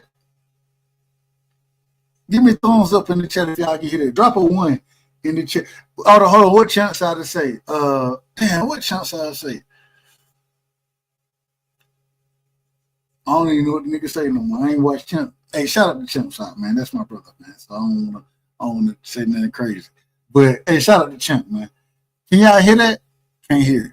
Okay, that's fine. Hold on, give me a second. Let me get it right. Let me get it right. I got you, Mix. Mix, I got you, bro. I got you. I swear to God, I got you.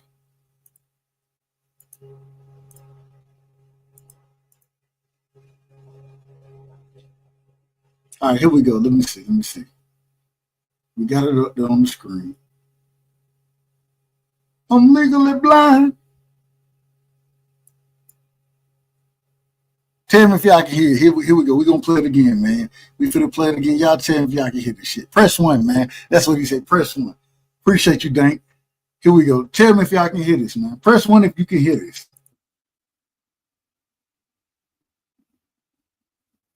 Press 1 if y'all can hear that shit, man.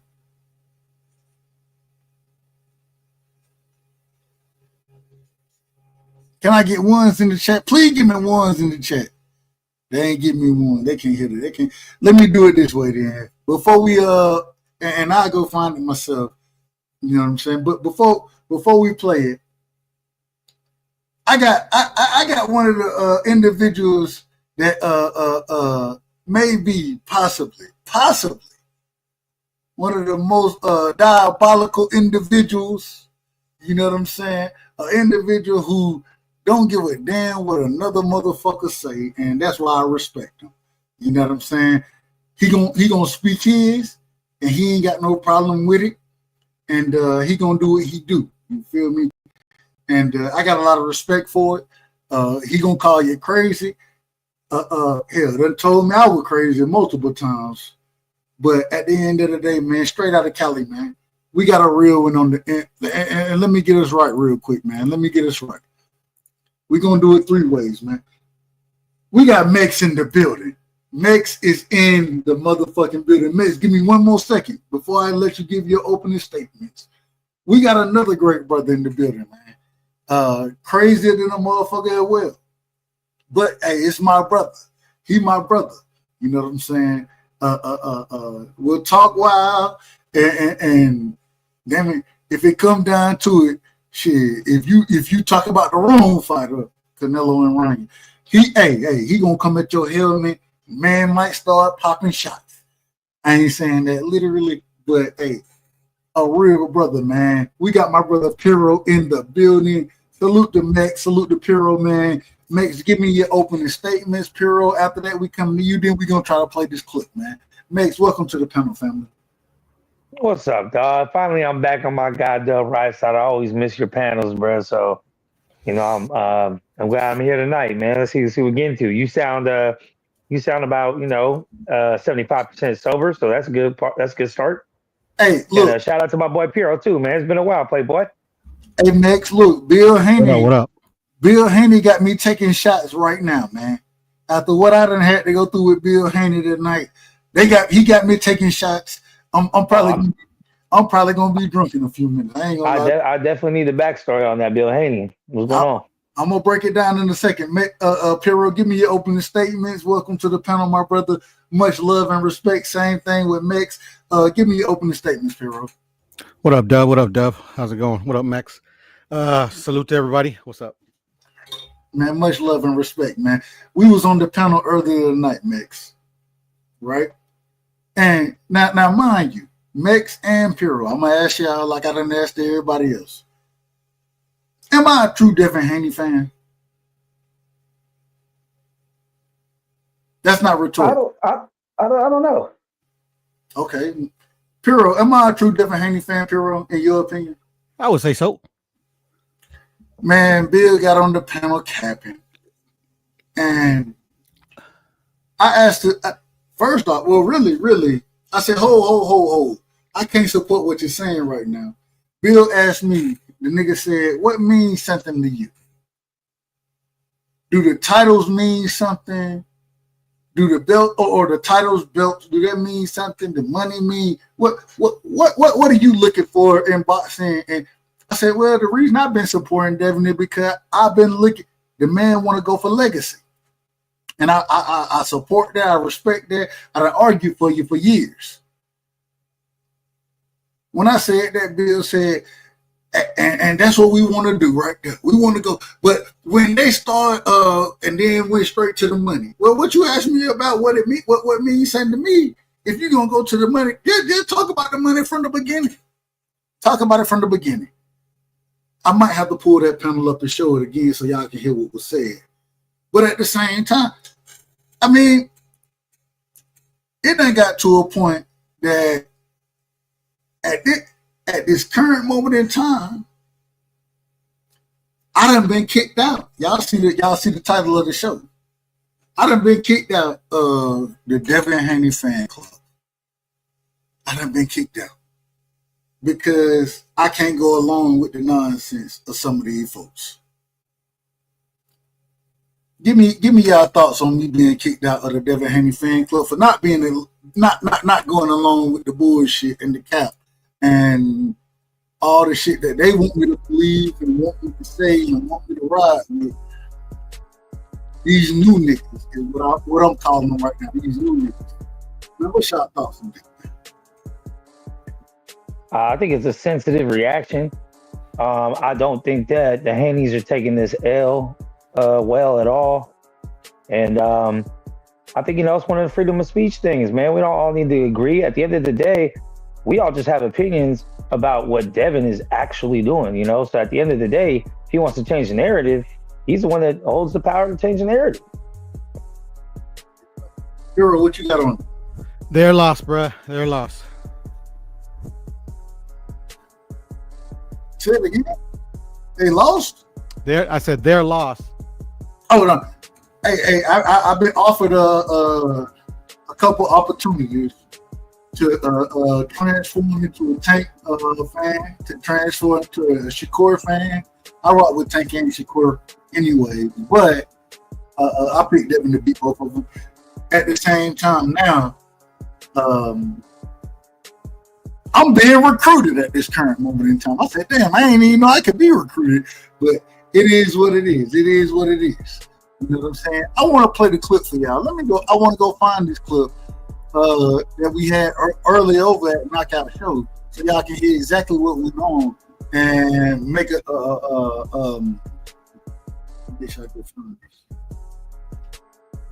But before that, man, opening statements, man, anything y'all want to talk about, it's all out here, man.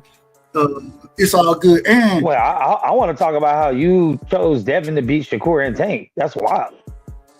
Now, I'll say that from the beginning. I've always picked Devin to beat them, both of them. You still feel that way? Yeah, I do. Well, and crazy. With a caveat, if he fights the right fight. And even with the Ryan Garcia fight, outside of the whole cheating scandal, that type of thing, which really don't mean too much to me. I don't know if the PEDs really did anything, even though I'm against cheaters regardless. I'm always against cheaters. At the same time, I thought Devin fought the wrong fight. I thought he went in, and hence the reason I criticized him in the Linares fight, the Jojo Diaz fight. I gave him credit for the Kambosos fight, you know what I'm saying, because he fought behind the jab. But one of the things he wants to do is look excited. He want to be more exciting than he is. He don't got power like that.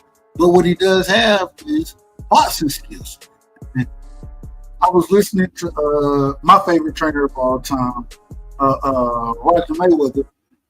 Roger Mayweather said, "Hey, if you box him, you beat him easy. If you box him, you beat him easy."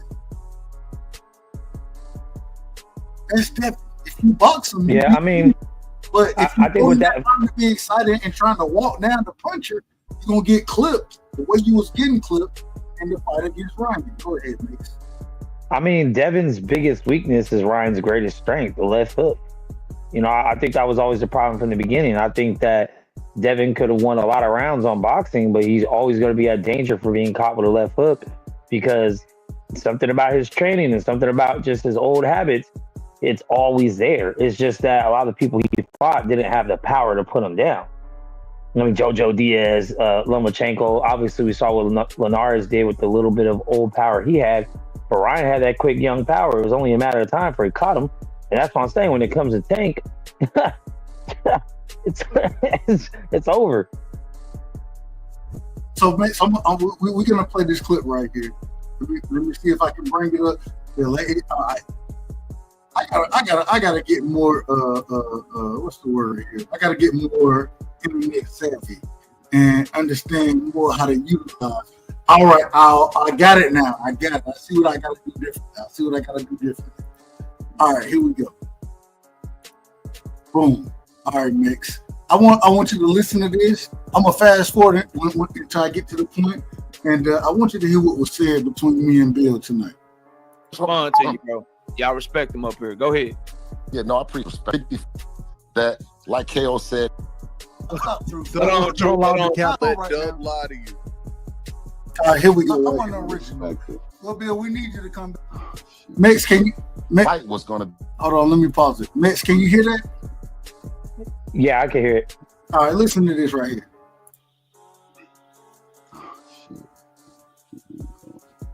Original. And I need your help, Bill. I need your help right now. I need you to give me something to argue for, because I've been rocking with Devin for a long time. And the shit that Bill, do not let right Dub now, lie to you. What y'all got going on? Stop, Truth. Stop, Truth. Stop.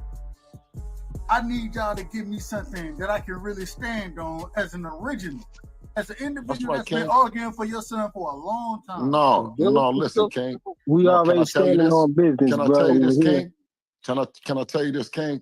Is you got to stand for something, or you're gonna fall for anything. You know what I'm saying? So if you're ready, listen. If you're ready to cross over, one thing that I did and I always do is I respect what y'all say about Tank Davis. Maybe he don't have the belt, but his numbers. I know, King. Hold on. Okay, let him respond to you, bro. Well, you go on and talk, man. Hold on. Okay, I brought it up. I started early on that. I started too early. Don't worry about that from the first hill. And before I rewind it, I got to do this real quick, Mix. I got greats in the building, man. I got greats in the building, and anytime I got greats in the building, I got to bring them on the right way. We got the family in the building. OG in the building, man. An individual who ain't gonna hold no punches. You know what I'm saying? Ain't pulling a punch on your motherfucking ass. He gonna lay it down the way it's supposed to be laid down. Pause. I guess you gotta say pause now in everything you do. But that's how he gonna rock. You know what I'm saying? We got my brother in the building, man. A legend, in my personal opinion. As far as this boxing conversation goes, we got my brother Thomas Hill in the building. We got one more in the building. Another one who is not gonna pull punches. Crazy them off. Always got the damn car door and the seatbelt sign. Not the seatbelt sign, the seatbelt noise blinking on your motherfucking ass. But he's still a real one, man. Somebody that I got a lot of love and respect for. We got my brother Paid in Full in the building. Thomas, give me your opening statements. Paid, give me your opening statements. Then we're gonna play the clip of what happened earlier tonight with me and Bill. Thomas, shout out first and foremost to my main man, Dub Rightside, aka Mr. Respectfully up in this piece.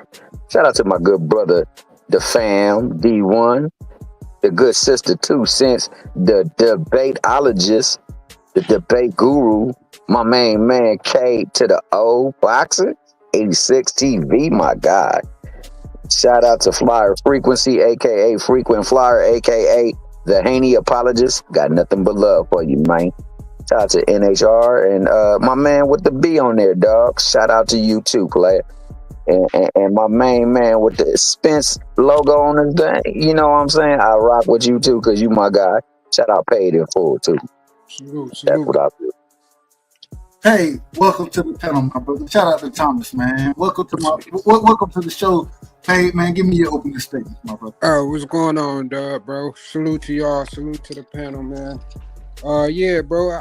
I had to tap back in. I kind of like somebody had like gave me some information or whatever that Bill had jumped on the live when I got off, man. I had to get off because niggas was being too fucking delusional. That shit starting to irritate me. So I'm like, man, I ain't finna keep going back and forth with these niggas. I'm about to jump off.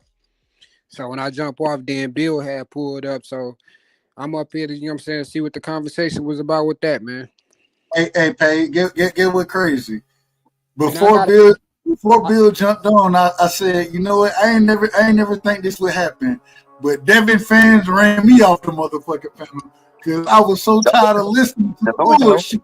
I was so tired of listening to the bullshit. Hey, I bullshit you not, bro. I swear to God, respectfully, bro.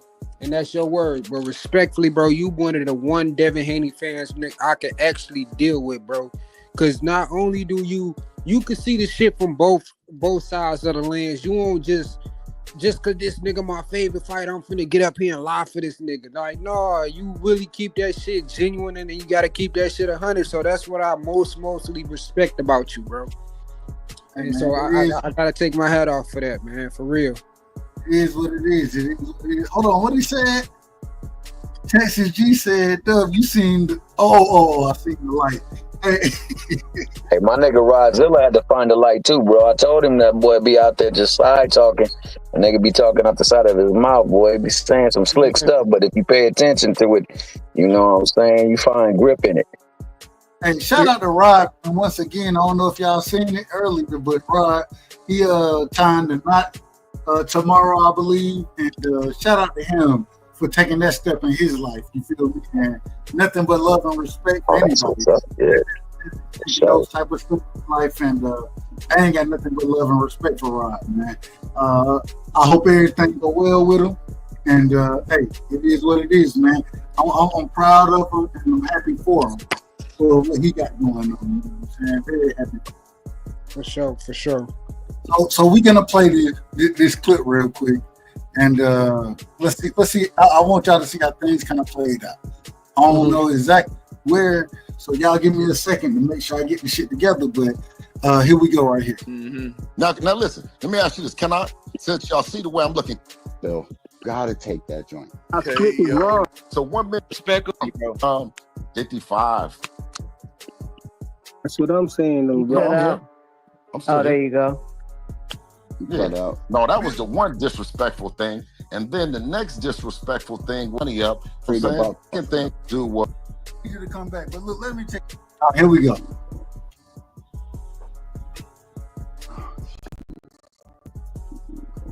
Nigga on the wheels of steel, baby. Boy, come on, get it together, dog. Man, I'm an original, and I need your help, Bill. I need your help right now.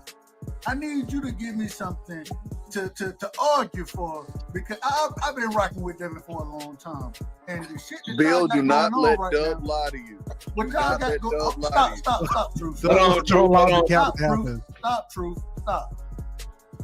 I need y'all to give me something that I can really stand on as an original. As an individual that's been arguing for your son for a long time. No, listen, King. We already standing on business, Can I bro. tell you this, King? Can I tell you this, King? Is you got to stand for something, or you're gonna fall for anything. You know what I'm saying? So if you ready, listen. If you ready to cross over, one thing that I did and I always do is I respect what y'all say about Tank Davis. Maybe he don't have the belts, but his numbers. I know, King. Hold on. Okay, let him respond to you, bro. Let him respond. Well, you go on and talk, man.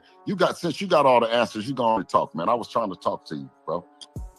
I'm just saying. Let him talk, right side. Let him talk, bro. Let him say. I'm just saying, you bringing up Tank. Nobody ain't talking about Tank. We talking about Devin right now. We talking about Devin, dog. Okay, and I'm telling you, and I'm saying is, you're switching it up, King. You're switching it up because listen, you saying that you've been a day one, right? And what I'm saying is, do the numbers matter? Do the belts matter? What matters, King? Now I want y'all to hear the question that was just asked. Do the numbers matter? Do the belts matter? What matter, King? That's what he said, right? Yep. I heard the way you just said it, baby. That's how I heard that, bad boy. All right, let's listen to the answer that I give. I said from the beginning the belts matter. Hence the reason I done had the arguments with Knockout Boxing 86 TV about Devin being the greatness that he is. Okay, so let me ask you this then. If the belts matter and the belts matter and the numbers matter, then what? Did y'all hear that? I didn't say nothing about the numbers, did I? Yeah, nah. You definitely. I didn't say nothing about the numbers, did I? No, not at all. And I what heard, he I said, heard nothing about numbers. I heard you said the belts matter, and that's the reason why you've been arguing with KO since the beginning. Yeah. and then let's keep listening. Well, we look like taking a 45 split with Teofimo Lopez. I didn't say. But Bill, let me ask you a question, Bill. Did you make a counter offer? Y'all see everybody jump in. Yeah. But originally the question is what matters? And I answered that directly. Did I not answer that question directly? Yeah, you answered it directly as hell. You was very direct. Keep listening. Hold on, wait a minute. Let me go back with listen, that right side respond to Bill, and I'm gonna go to 2 cents. And then hold on, let me tell him something. Let me tell him something else. And then how much? What did Teofimo just sell? Where was his last fight? Right side, go ahead. Right side. Right side. What did he sell last? The man ain't never been on pay-per-view. He ain't never. No, I'm saying what was his gate the last time? What did he sell? I can't tell you. What is his big? Am I honest in my answers there? Yeah. I can, but we never. The question that was asked from the beginning is what matters? What matters, right? Right. That's what I heard. He brings up, well, what did Tio sell? I ain't got those. I don't know. The man ain't never been on pay-per-view. I can't tell you what the man. I'm not looking at the numbers. I'm not even trying to talk about Tio. I'm talking about Devin right now. Right. Let's keep going. Biggest gate. I can't tell you. Okay. That's what I'm talking about. I think his biggest gate was 4,500. Let me just say, hold up, bro. I know y'all all want to talk to Bill. Do anybody know what his biggest gate was? Everybody be quiet for a second, bro. Everybody be quiet for a second. I know y'all want to talk to Bill. Right side. You know what his biggest? Give somebody a chance. Right side. Right side. Everybody, hold on. This man sound like Floyd, but Bill. Hey, calm down. Hold on, Bill. Right Bill, side. hold on. Everybody, hold on. Yes, Right yes, side. Respond to him. I'm gonna move it, but I need everybody up here. Stop talking over each other. That's why I be saying they out of order, man. That's why we gotta have order. When y'all hear me say these motherfuckers out of order, y'all know I ain't wrong about it. They out of order right now. It's no discipline. It's no order that's being had. That's why we gonna keep order over here. We gonna keep Hey, my bad, bro. I thought everybody was in your ish right now. I didn't even look and see the knockout boxing on there, man. I'm tripping, bro. My bad, dog. No. I'm shouting people out that ain't even You here. give a shout out to the whole screen. I understood what was going on. I seen what you did. I was like, I don't know if he'll figure it out. So, but hold on, I want to finish this though, real quick. Like, obviously, y'all want to talk to Bill Haney. He done came up here.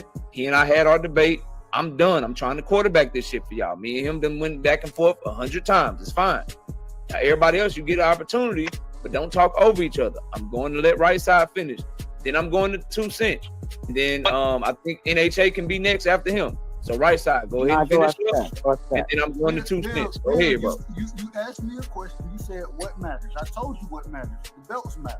Okay, and hold on. Let me finish. Okay, go ahead. Let me finish. And then when I answered your question directly and said that the belts matter, you went into the money piece and aspect of it. You changed the conversation instead of sticking to the legacy piece, which is one of the reasons I rock with Dev, is because I do believe you want legacy. And I love boxing, so I'm about the legacy piece of it. So when you change the conversation the way you just tried to change it, it's hard for me to rock with that. It's hard for me to rock. Okay, right side. Now, what I'm saying is we're undisputed, 2 division, independent, right? And have sold pay-per-views, have sold a stadium, right? Have sold stadiums. And I'm saying is, bro, what are we talking about? Can you now? I just told you what our criteria was, and I hope that we've done our best to do what you said, legacy, right? 2 division, undisputed, stadiums, pay-per-views. Now I'm gonna ask you this, right side, is what was Teofimo's last gate? I just told you. In that questioning right there, in y'all personal opinion, I want everybody's opinion on it. Am I out of order? Am I out of order when he asked me what means something, and I bring up legacy, and I bring up the belts, and then him saying, because he asked the question, and then he says, well, we did that, but it, according to him, what it seemed like to me is him saying, we did it, so it don't mean nothing no more. That's what he was saying. I got from it. But even then though, with the what he was saying, it's like that's why I say you gotta kind of be very direct when you talking to Bill, because like he always, when he talks, bro, he try to take you around the corner, or he'll spin this, like he'll spin that shit, bro. Like even then you can be like, if I was you, I would just be like, yeah, hold on, I can get that shit for you. Since you want to be direct with it. Give me a second, let me look it up real quick. But yeah, you gotta be direct with Bill, bro. Like that nigga. At the end of the day, you gotta remember he's a promoter. He's not gonna speak against the interests of his fighter, which happens to be his son also. And he's not gonna answer anything direct, like none of these fucking promoters do. Eddie Hearn, Bob Arum, none of these motherfuckers answer anything direct. Right. So it's nothing new. But I think like in this sense, they both have one belt. Right, like whatever Devin did before, that belt right now.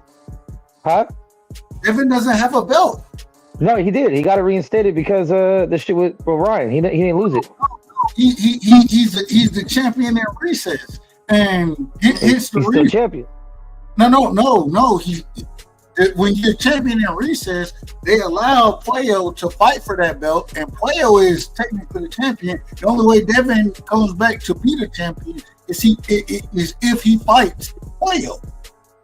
Right. You definitely got a point, bro.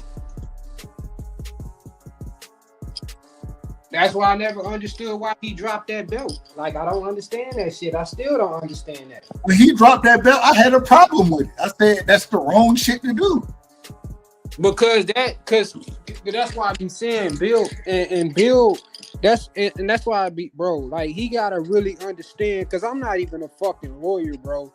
And I could see through the shit where he was talking about, where he said, why did Golden Boy receive damages from that fight? I'm like, bro, they really didn't receive any damages from the fight. Only thing they did was got the money that they paid out to Ryan back. So it's like that. It's pretty much like the fight never fucking happened. So DHP didn't put up no money for the fight. So how are you awarding any damages when you didn't? Nothing happened in that aspect. And then I just didn't get that shit, bro. I don't get it. Like, I mean, I'm gonna finish playing this. Real quick. Yeah, go ahead. He told you he didn't know already. Okay, can someone? Does anyone on the panel? Excuse me. It wasn't more than $1 million. It wasn't more than $1 million. His largest gate was against Josh Taylor, which was a little. And then what did he proceed to do? Instead of addressing it, he wanted to bring up the money aspect of it. Right. And my whole thing is y'all been telling it, especially as a fan, you've been telling me for years, we care about legacy. That's what we care about. That's what we standing on. Mm-hmm. And now all of a sudden, when it comes down at this current moment in time to the fight with an individual like Teofimo Lopez, when it comes down to that, what they want to say is, well, what is he selling? What is he doing? Wait a minute. I thought the money wasn't the point of it. Right. I thought it was about the legacy of things. The thing that I've been arguing for the longest is the thing that you done got up on this panel and sitting here and saying, well, yeah, we done did that. We ain't worried about legacy no more. Now we worry about the money. That's what he essentially said, in my personal opinion. Which that's, I would agree with. That's what it is. I mean, both things are important. Who puts the butts in the seats and who gets the belts. But all champions aren't created equal. That's why the belts mean less and less, because there's some trash ass champions out there. And that's why I said, with Devin's marketability being where it's at right now, at an all-time low, he need that belt, bro. That belt is what gets you in them doors, man, because you got something that these fucking promoters actually want. Yeah. Because you get control of the belts, you get control of the fucking division. Hey, Miss 702, who sound like Obama? It might be me. I don't know. I don't know who sound like Obama. It might be me. T Hill, you got anything on it? You on mute. I mean, that last performance for Dev. Yeah. I'm gonna come back. Can I come back? I'm gonna spin back, man. I'm bringing stuff in the house right now, bro, and I don't want to be a disruption to you guys, but I'm gonna say something when I get in. Let me know when you rocking. Go ahead, Max. For sure.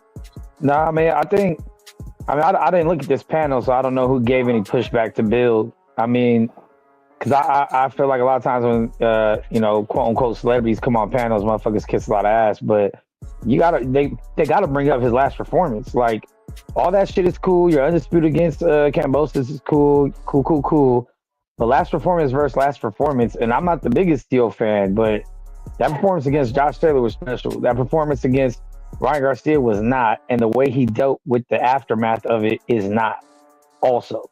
Right. So it's like, that's gotta hurt your negotiation process, and regardless of what the money is, regardless of any money or any tickets sold or any pay-per-views, the thing that matters the most over belts and over money is your wins and your losses. How did you win and how did you lose, and how did you take your win and how did you take your loss? Right. That means more than anything, because belt on the line or not, if two great fighters have no belt, but they're great, it don't matter about the belt. Right. Like, it matters like who won and how they win. That's why Tank gets all the love, because he knocks motherfuckers the fuck out. There is no debatable. There is no that was a close fight. There ain't none of that shit. There's no controversy. That's the most definite way you can win a fight, is to incapacitate the other human being that you're fighting. Right. And that's why knockout artists will always have star power in boxing. So if you don't got that, which, Shakur and Devin and some of these people don't, then you need to be just a good, slick boxer that can sell. So if you're not knocking people out and you're not selling, the belts mean a little less. Yeah. But that belt, though, with him having that belt, that gives him leverage in negotiation. But it just didn't, what, even with the shit with Ryan, like, the reason why he was the B-side to Ryan is because the shit that Ryan did with Tank. His numbers outweigh anything that, even though Devin had all the fucking accomplishments, being undisputed, when he went to the negotiation tables against Ryan for a nigga that never even been a fucking champion, that shit didn't matter. It didn't matter. But in certain situations, it do.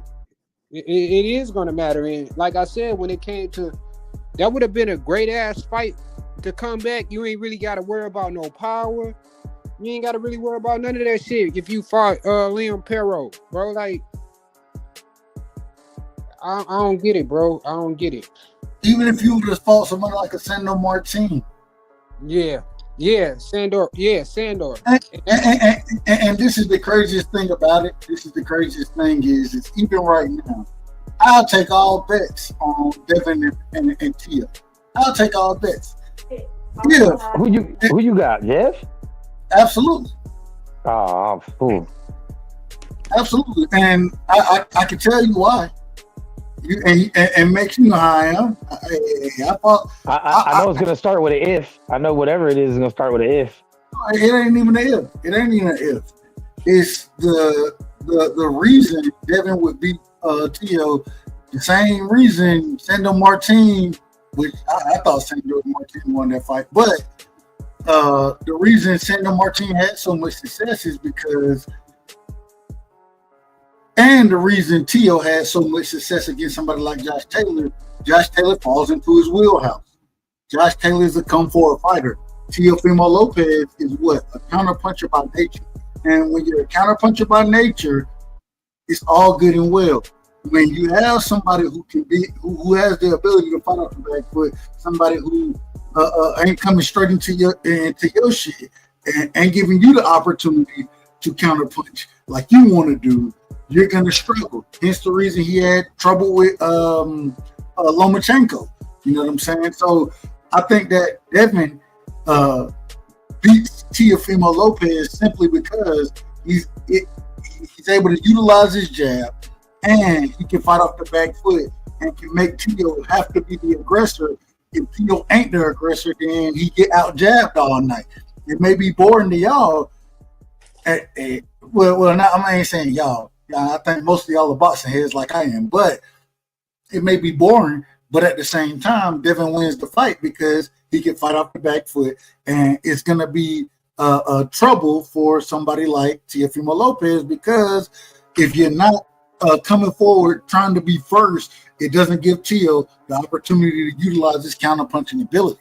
And I'm gonna be honest, Dub.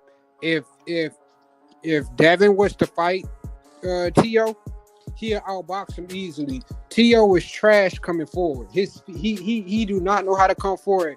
Prime example, you go back and look at the Jermaine Ortiz fight. I feel like he arguably won that fight just off of making Teo come towards him, and the only thing he had to do is really just be on his back foot that whole fight. And Teo coming forward, he's not a good fighter coming forward. That's why I told you I'll take all bets in that situation, because I agree with everything you just said.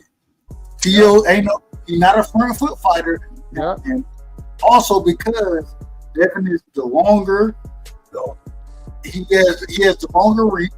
You know what I'm saying? The better jab. But I will say this, and it's interesting because Mick, you said this something. You said you don't say or whatever you gonna say gonna start with if. I had to make sure I ain't say that. I ain't start with that. I had to make sure. But I will say this. And I try my best to be as honest as possible. The thing is this. One of the reasons I criticize Devin, and I've criticized him for a long time, is because the nigga want to be more excited than he need to be. Right. He want to be more excited. And if you want to be excited, that's when all that walking forward, same reason he struggled the way he did against Ryan. If the man would have sat there and fought off the back foot against Ryan and outboxed him, Devin would have been fine. Yeah. He would have been fine. But what did he want to do? He wanted to try to walk Ryan down, push Ryan back. Same thing against Kambosos. He was successful doing it against Kambosos. He was successful doing it against Jojo Diaz, and he was successful doing it against Linares. At the same time, I criticized him. Dudes are Teo, dog. I agree with that. The thing is I criticized him in those fights because I was like, bro, you fighting the wrong fight. You're fighting the wrong fight. Yeah. And so if it comes down to it, I think that he understands now, especially after that the whooping he took against Ryan, in my opinion. Especially after that, I think he understands that he got to utilize his skill set in box. You know what I'm saying? But at the same time, I will say I can't prove that to be a fact because I don't know how he's going to react in that different fight. I don't know. I mean, I think that's the difference. I think that's the thing that separates good from great. All the greatest fighters in history know how to adjust. Yeah. So we've seen multiple times these fighters don't. Devin don't know how to adjust. Teo himself don't know how to adjust. You know what I'm saying? Because when something does work for them, they don't want to stick to it. They let the social media get to their head of like, you ain't knocked nobody out. You ain't this, you ain't that. Right. You know what I'm saying? And they don't know how to adjust mid-fight. They don't know how to stick with what works and switch to a different style to do things. So I think it's kind of a 50-50 fight with him and Teo because they both have their flaws. We've seen Teo struggle with boxers. We've seen Teo do things that he's not good at and not do things he's good at, and vice versa with Dev. Dev struggles with left hooks, and Dev, it doesn't stick to what he's good at and tries to do something outside of that and gets clipped. So it makes for a good fight.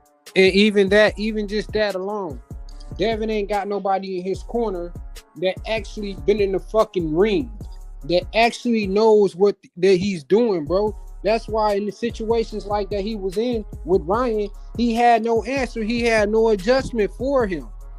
So Devin going out there, why the hell out of all fights out of all the fights in the world, you chose to want to stand in the middle of the ring with a motherfucker that's actually a fucking power puncher, knowing that his only weapon is his left hook, and you don't, even if you know what his strengths are, and you still don't take the initiative to adjust yourself, even in that ring, bro. Like, he never made one adjustment, bro. He kept doing the same shit, and it's like, bro, like, if he gonna go forward, bro, he especially at this level, bro, he gonna actually have to get a good corner, bro. Bill gonna have to just do the promotion shit, cause not against them elite fighters. And guess what? T.O. got the same shit in his corner. You know what I'm saying? Like, it's still 50-50. Hey, Max, I want to ask you this, Max. I said earlier, they were talking about how much this fight would sell, that type of thing. I said, damn it, put Bill and damn T.O. Senior at any press conference. Man, that shit enough gonna sell the damn fight. That's gonna sell the fight. Exactly. That's why I said it's a big ass fight. Not only that, you got T.O. that's bringing the Latino fan base and the Mexican fan base, and then you got Devin with some of the fan base that he got. But at the end of the day, you got a Mexican versus a black person, which gives you your biggest fight, bro. That'd have been a big ass fight, man. That's a big ass fight. I agree with you, and I hate to see the arguments that's being made right now to more or less stop this fight from happening. That's what it seemed like. That's what that's what it seemed like. And so, go ahead, Mitch. Go ahead. No, I was gonna say, I mean, it's been this way since 135. You know what I'm saying? When T.O. promised he was gonna fight Dev next, and he didn't. They wanted all this astronomical amount of money. And now it's going the other way. You know, now Dev is saying that they deserve more. Like, it's going to be a lot going on between them. But I think eventually the two of them will run out of people. Unfortunately for Dev, I don't think he would really have too much of a chance going up to 147 to do anything. T.O. has a little bit of a, no homo, thicker build to him, where I think he could put on a little more weight and maybe compete at 147. Not saying he'd be elite or great, but I think he can compete, especially with some of the 147 is a pretty weak ass division. You know what I'm saying? So he has a chance of having a couple more fights outside of Dev. Yeah, I just don't. If he going up there now with Boots being up there, I think he need to stay away from that division for right now. Yeah, but Boots only got one belt. You still got Brian Norman. Fuck, I don't know. I don't even know who the other two champions are in that shit. And Mark and Barrios.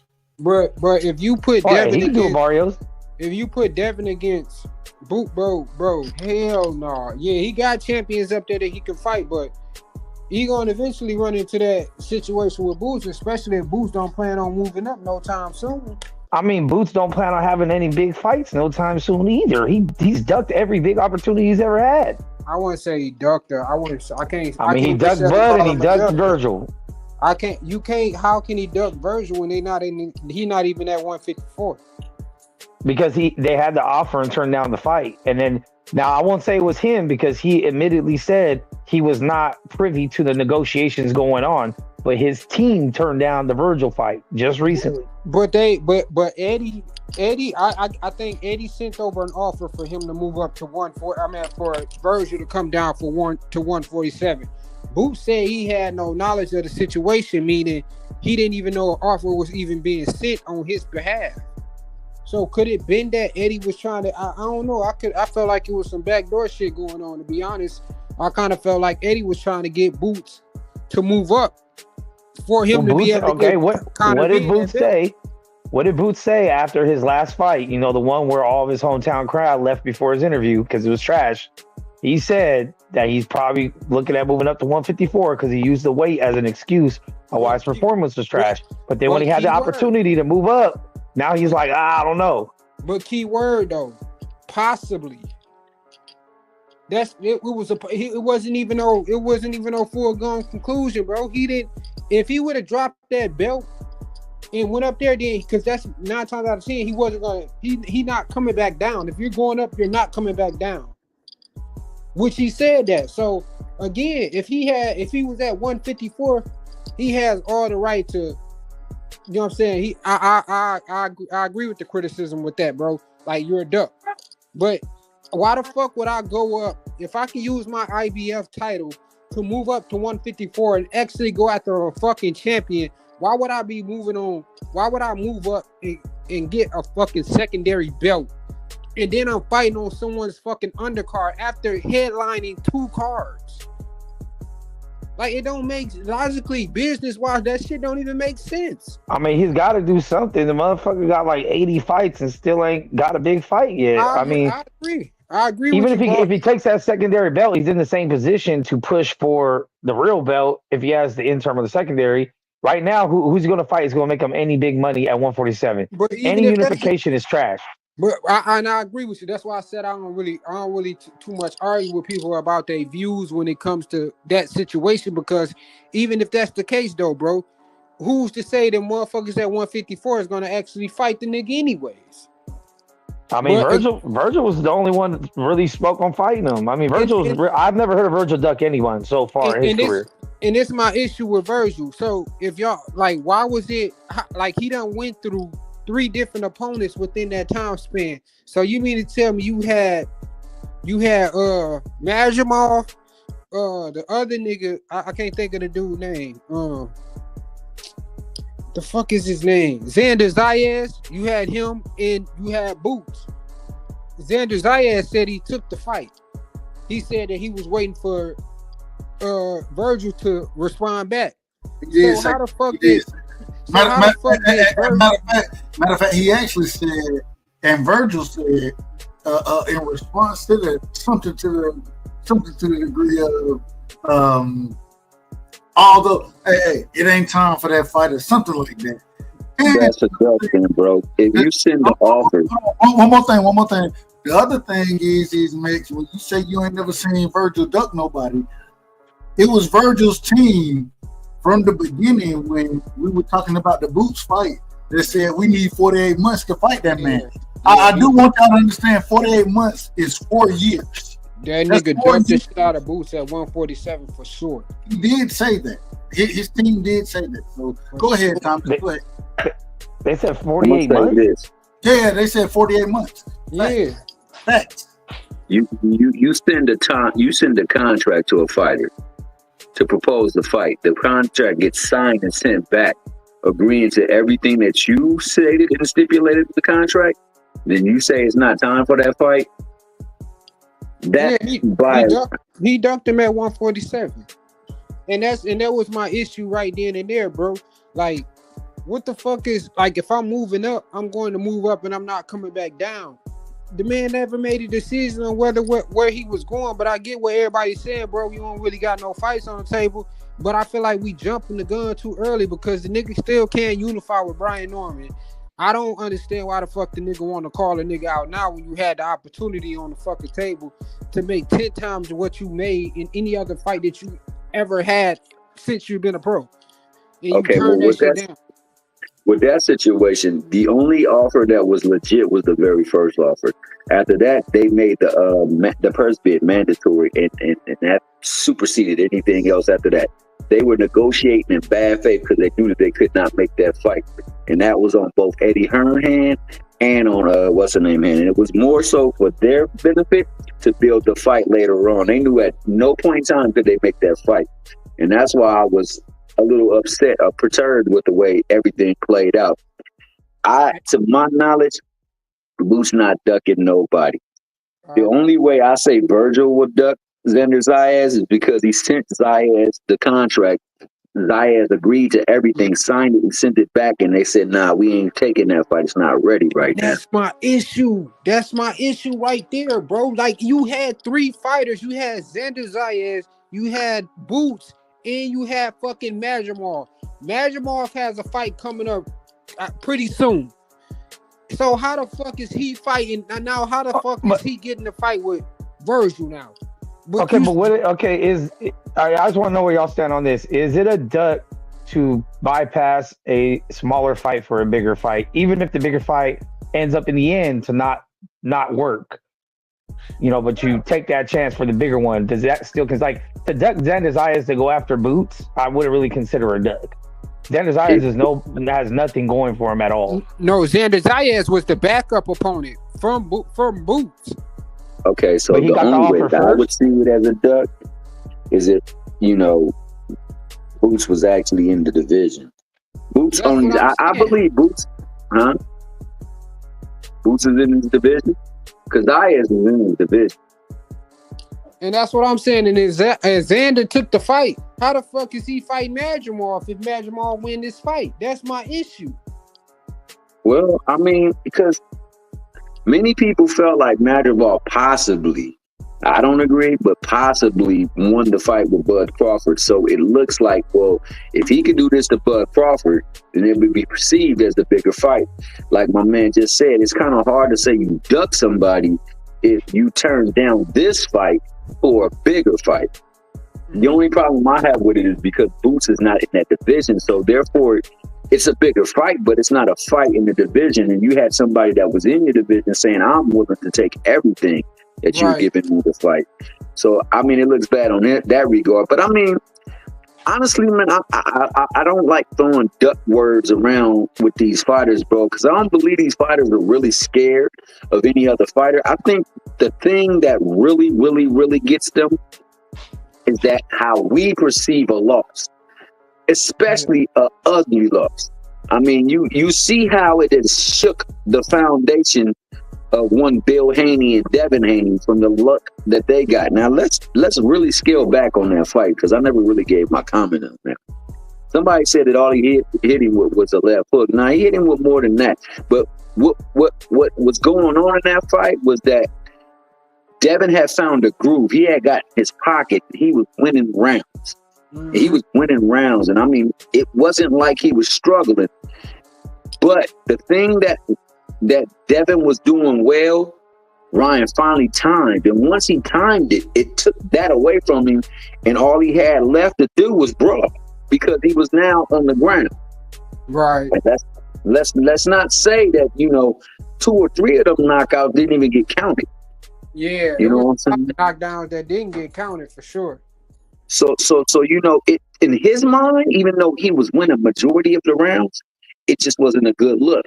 And then you could see it on his face after the fight, like, I'm not looking good right now. And that's what really stops a lot of these fights, because people gonna go to take to Facebook, take to Instagram, take to Twitter, and put memes out of a person because he fought and he lost. Yeah. A fight that he controlled majority of the rounds, by the way. You know what I'm saying? So that's what I said. Yeah. I don't feel like it was Devin. I don't feel like it was actually Devin that really. I think it was more so his father, because his father talked him up to be something. Mm-hmm. And that shit backfired, and you really didn't even have an answer for that shit. So all that talking you was doing, and it's like, bro, like, we needed you to perform this night, and it's like, shit, you ain't show up, bro. Even though that man fought, like I said. Wait a minute, babe. Now we can't say that the man didn't show up, because even with the knockdowns, it still ended up being a split decision. I said I gave him his props for getting up, bro. Like I said, he got up every time. Like that's some shit you gotta respect. You gotta respect that for sure. But that's the promotion 101, is you're supposed to talk up your competition. Because when you say my fighter's so fucking great, this was an instant Hall of Famer, he's just as good as your favorite fighter, and the dude he's fighting is fucking trash, which they tried to say about Ryan Garcia, and what they tried to say about Karen or whatever that Boots fought. This dude says he's not on my level, he's a C fighter, blah blah blah. But then you have a debatable close fight with him, not a dominant fight. Then what does that make you?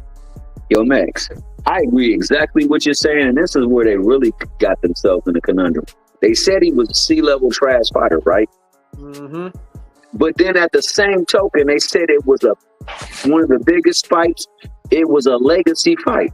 Now, this is coming off the cusp of saying it was an exhibition fight for another fighter to be fighting him. See, all the way around, they disrespected that man Ryan.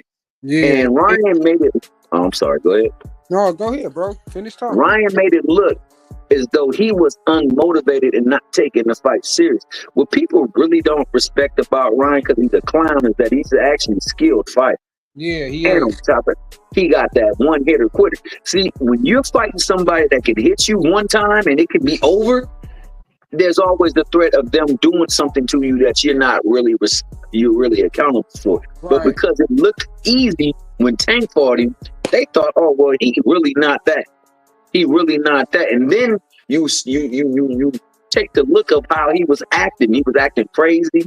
He was saying some delusional ish. He wasn't taking it serious. The Mickey Freaky didn't. I mean, you can look at his physical body, man. He wasn't even training for that fight. That nigga looked horrible, bro. His body and everything looked horrible when he was in that fight. He and the nigga was fighting in spurts. And one thing we know about Devin is disciplined, and that man will stay in shape if he has to be. So he's thinking like, there's no way he's going to be able to stay with me. And I mean, for the most part in that fight, he was controlling the rounds. It wasn't until he punched, and it was clear as day. They worked on it too. And shout out to my man, what's his DJ Derek James for trying to counter that jab, because once he took the jab away with the counter, when he double jabbed and he faked it, and then he came with a hook, that changed the whole complexion of the fight for Derek, because at that point in time, that's what was winning the rounds for him. And no longer could he go for that. And people were saying, well, he slugged out because what I was doing, I got clipped and I fell. I did it the first time and I wobbled, but this time he put me to the ground. So now I got to do something else. Well, when something else ain't working, I'm just going to go for gusto. And what anybody would say about that man showed mad heart in that ring, dog, because he hit that canvas at least 7 times. For sure. And like I said, the ref wasn't counting some of them damn knockdowns. But like I said, bro, that whole fight, I just feel like that shit shouldn't even never happen, bro. Because it's like, it's just like feel like a shit show. You got motherfuckers popping dirty for PEDs. Then you got the nigga saying that he said that he knew that he was going. He said that he was on a prayer mat, and he said he knew that. We didn't know about the PEDs during the fight. Now we didn't. And that's the part. But then that's what I'm saying, bro. Like that's what the shit becomes very suspicious to me, because it's like, how the fuck did your little brother know that shit? Yeah. So like, yeah, that gonna happen. Yeah, that all played out kind of funny. But the thing is, like, anybody using weight against him, bro, he paid for that weight. Yep. He told him, I bet you're not coming in over. And if you don't come in overweight, then that's $1 million. Like, he was making pardons for every impropriety that Ryan had up in there. Because he thought that when it's all said and done, this Mickey Freaky ain't really right in the head. He ain't taking this serious. I'm going to outwork him. And for the greater part of the fight, he outworked him. He did. He just got clipped, bro. And that was the only thing that changed that fight. Otherwise, he would have won the fight. Yeah, he would have. And that's so going to. Oh, I'm sorry. Go ahead. Oh, go ahead, bro. My bad. No, I was gonna say, so going towards Tio. Tio is a come forward fighter. Nah, he don't like coming forward, but Devin don't push forward. So Devin's gonna make him chase him like Ortiz did, and I think that Ortiz left out a lot of meat on that bone in that fight. He could have tagged his ass all night. So Devin not gonna do that. Devin gonna make him pay. And I like Prograis. I don't think it will be like Prograis, because I think that Tio's a much better fighter than Prograis, a much more explosive athlete, but he don't use his head. And that's where Devin gonna get him. Yeah. That should be a good ass fight, man. I think that fight should happen, bro. That's like, what else do you got on the fucking table right now outside of that shit? If you're not going to So let's think about it. What could he really do? What could he really do? He could fight AB, because that would sell. Oh, especially given the history between. Wait a minute. Did you say AB? Yeah, that shit was there. Y'all out of order, man. AB. Why am I out of order? He said you need to come back with a AB. This nigga ain't. Hey, you out of order if you bring in AB. AB I would need to look hang at it that up. as a tune-up, though. That could be a good But tune-up. real quick, let me get Mix back in here. Let me get Mix back My in here. bad, my Nah, bad, Max. Go I ahead. think Dev definitely needs a confidence booster fight before he gets in a real fight with a real fighter. I think he needs someone he can just beat up on, get his feel back, get his confidence back, because he's still shook from that fucking fight. Like, Oh, big time. and that's why dealing with defeat or dealing with adversity is a big part of being great, whether it's within the fight and you pull it out, or if you happen to lose, how do you bounce back? Same thing with Earl Spence. We ain't seen this motherfucker since how long? And he wants to jump right in there with Fedor. Not saying he can't get it done, but we have no fucking clue how he's taking the L. That was a beatdown of a lifetime. And never forget, like I said, I will have this picture up here for 5 years because that's how long Earl ducked Bud. And we're never going to forget how Bud did him dirty. But I'm glad you said that, bro, because I was gonna come to you when it was my turn again, bro. Because that picture is exactly why them niggas don't like to line it up, because they don't want to become a meme or be talked about like that, man. You know what I'm saying? And that really be detracting them from really taking them fights that they say they want. Like, they'll sit there and say they want that fight, but they're not making any effort to get that fight because, like what Mex got right there, that's savage, bro. I'm finna get up out of here, though, bro. Blessings to y'all, man. Salute to you, Dub. All love. Y'all be smooth, man. Straight up, Paige. Straight up, Paige. And I ain't got nothing but love for Paige. And I'm a real one, man. He a real one. I will say this. I'm about to shut this motherfucker down. Only reason I'm shutting it down, though. Only reason. Because really we supposed to be talking about the ancient civilizations. And I gotta before I jump off of here, I gotta get both of y'all opinion on this. Would y'all be willing and interested in a conversation about the ancient civilization next time it's here? Would y'all be interested in that type of conversation? And I'm telling everybody now, I'm gonna talk boxing over here. But damn it, I'm about damn tired of some of this bullshit going on in boxing. I'm about tired of it. I'm about tired. And one of the things we're gonna be talking over here, because I owe this to Dang Father up in here. I didn't even know that. Hey, shout out Dang Father. Shout out my main man, Dang Father, and my main man Gertz. That nigga Gertz be playing with people too much, but that's my guy though. I'm gonna end up fighting Gertz. Gertz a fool, bro. He be having good time. Gertz called me Derb Turnside or some shit earlier. He called me Derb. I said, goddamn, nigga can't even be right side no more. I can't even be right side no more. Nah, but seriously though, Dub, man, the same reason why Mex, I was really gonna go to that when he said that. Like, that's the reason why a lot of these fights don't get made, because they scared that this might happen. And then look at what happened after that fight.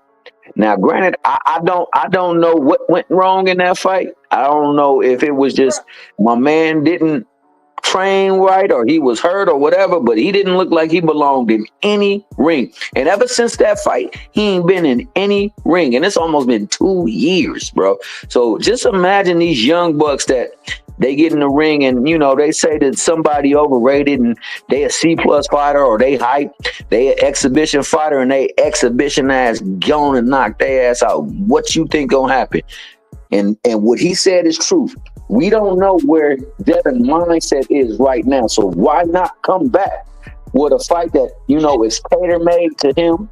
So he can tailor-made to him, so he can go on and get some of that stuff off of him, get some of that rust off of him, but get that confidence up and give him somebody that people would want to see. Somebody that's gonna sell that fight, man. To me, that's Blair the Flair. To me, that's my main man, AB. And to me, it's the dude he was just dissing not too long ago, Jaleel Hackett. Go on and get up in there, because you said all of them is tune-ups. All of them is has-beens, and all of them ain't never gonna be. But tune them young bucks up, tune that old buck up, tune that Mickey Fricky that's up, that say he the star of all stars, and he ain't done nothing either. And that's all I gotta say about it. And my man Cash Cripple said Blair would beat the F out of Dev, dog. I don't know, man. I think that would be a good fight for Dev. Mac versus. Black Copper get fucked up by Devin, in my opinion. Black Copper got some up, and I say respect. Man boxing skills is pathetic. The man boxing skills is pathetic. Only time he got a left hook. Devin's kryptonite. The only time we seen Black Card have success with that damn little hook was against Adrian Broner. See what I'm saying? Hey, and I thought Adrian Broner did well in that fight for him not to be out for him to be out for a while. Stop. Adrian Broner didn't do that damn well. Hey, but inactivity is always a detriment to any fighter, man. And Dev's been out for a while. Spence been out for a while. You know, a lot of PBC rosters been out for a while. The Charlos and all the motherfuckers too. So it's hard to put your money on people that we ain't seen in a while. We ain't seen what they've been like after a loss. Because that's the other thing. Where Charlo been since Canelo? Where the other Charlo been since? I don't even remember that last fight. He won, but he Benavidez. Yeah. No, it wasn't. It's like both of them disappeared off the face of the map. Damn Benavidez fight. Who didn't fight after Benavidez? His last fight was Charlo, the big Charlo, supposedly the big Charlo. The nigga fought somebody that we ain't never heard of. Who? Big Charlo? I don't remember the nigga name. That's how I remember him being in the ring with Benavidez. He fought somebody else. I thought he was supposed to fight somebody on the tank card. Hold on, I'll tell you. Hold on, give me a second. Hey, but I'm gonna say right now, your boy Dank said he don't need no damn tuna. Throw him back in the fire. So if that's the case, then run that ish back with the cheater. Run that ish back with the C+ fighter. Beat his tail for all that ish he was talking. He said, I gave that boy the beast, now he my son. So for that, he need to run it back. I mean, unfortunately, 140 is a pretty weak-ass division, too. 140 and 147 are weak as fuck right now. 140? There's no stars. Like, there's no stars. I agree with that. But you think it's weak, though? Well, I would say, okay, if you want to say because of the fact that there's not upper echelon, then I guess it's competitive, so maybe it's not weak, but I don't see no future Hall of Famers, no stars, nobody that makes me want to call in work and I'm not going to miss this dude fighting. You know what I'm saying? Like, I need that day off. There's none of those fighters in that division. Hold on. Y'all meant Jose Benavidez. Y'all meant Jose. My bad. Okay, yeah, y'all right. Jose. Yeah, both Charlos haven't fought since their last fight. It's been over a year. But, I mean, this how boxing is, though, you know. But the only way to ever find out is to get in the fucking ring. You know what I'm saying? And I think a lot of these fighters, and this is the part that gets me every time. They go in there, they risk their lives, they put their lives on the line. They're not afraid. Hey, shout out to them as men. They're not afraid to get punched in the face repeatedly over and over again in front of thousands of people. But they want to get sensitive and cry when random strangers have opinions about their profession. Like, you got to be a little mentally stronger than that. That's what you would expect, but that ain't always what we get in. We ain't been getting that at all, to be honest with you. But I'm gonna be honest with you. Yo, say it again. I don't know, but I'm interested. Say it again. What she said? She got an opinion. We like to hear what she got. Now you out of order. Hey, but this is what I'm gonna say. 147, I do believe is trash. 147, I don't believe your boy Boots should even waste his time there, because I don't think anybody at 147 want to fight Boots. I think that, he is where he's running thin on his time frame at 147. 154 got so much opportunities for him. I would like to say that if he can't get that Standing on this fight, he can't get that Brian Norman fight, then it's time to go on and move up, bro. Because struggling to make that weight ain't worth you unifying, bro. When they don't want to give you the belt. And look at the dynamics of that division.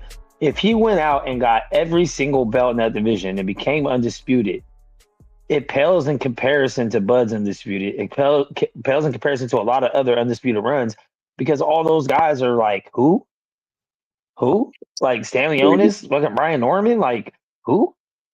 I would like to see the Brian Norman fight just because of trash. Yeah, The trash talk. But I mean, what? Boots got like over 30 fights. He's still pretty young. I mean, surprisingly, he still is pretty young for having that many fights. It's about time he gets some names because if he goes up to 154, he can fight some washed fighters with names. He can fight Charlo coming back. He could probably beat Charlo coming back. Who knows how Charlo took it after the Canelo fight? He got a lot of money and he got his ass whooped. Usually people don't come back good after those, but Charlo's still a name.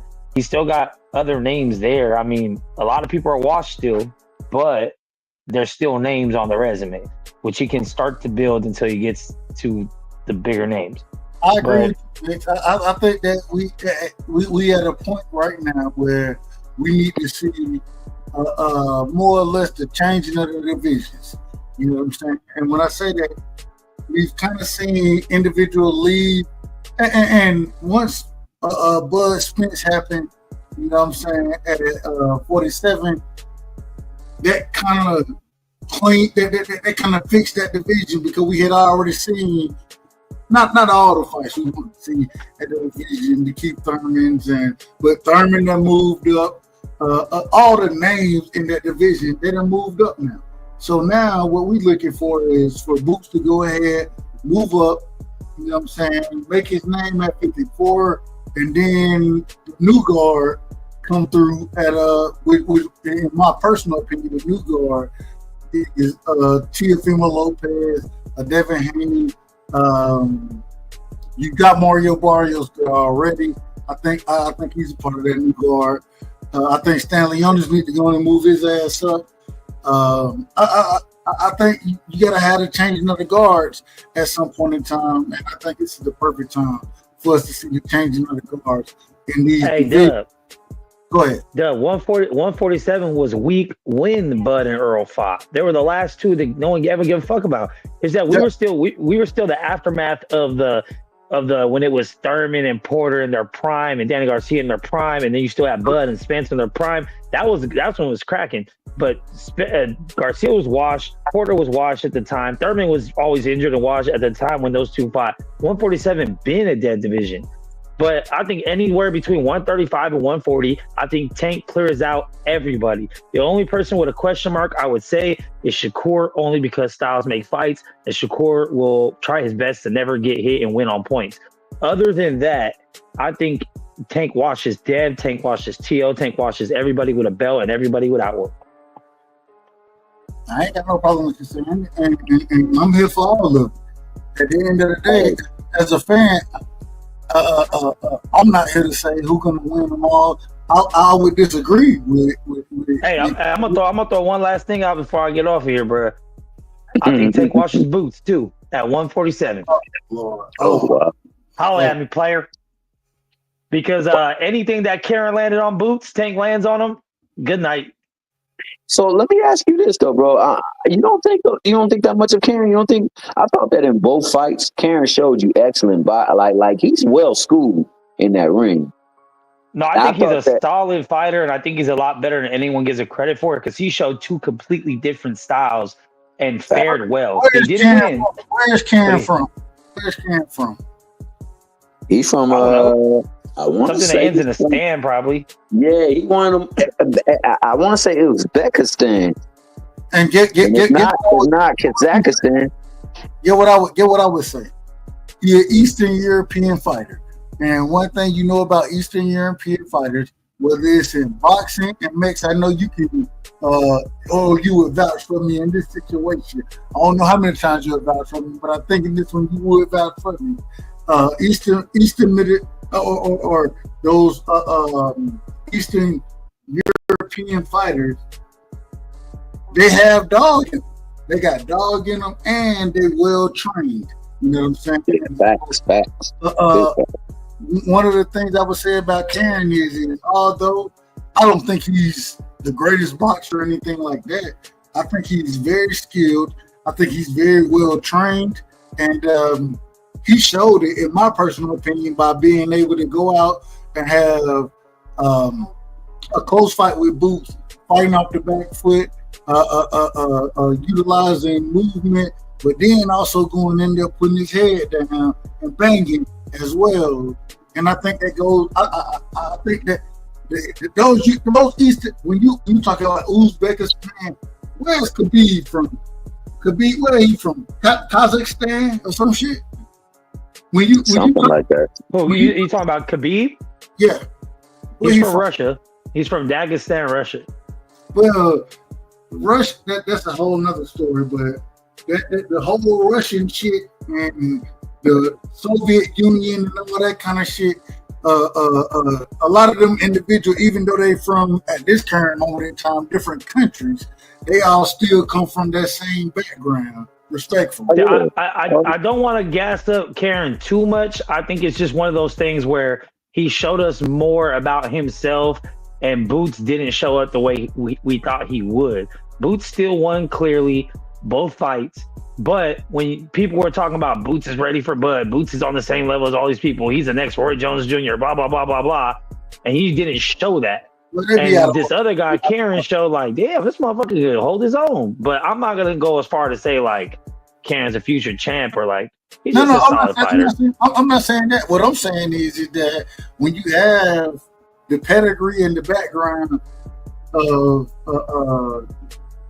the same way when we look at a Lomachenko, I ain't gonna just say Lomachenko.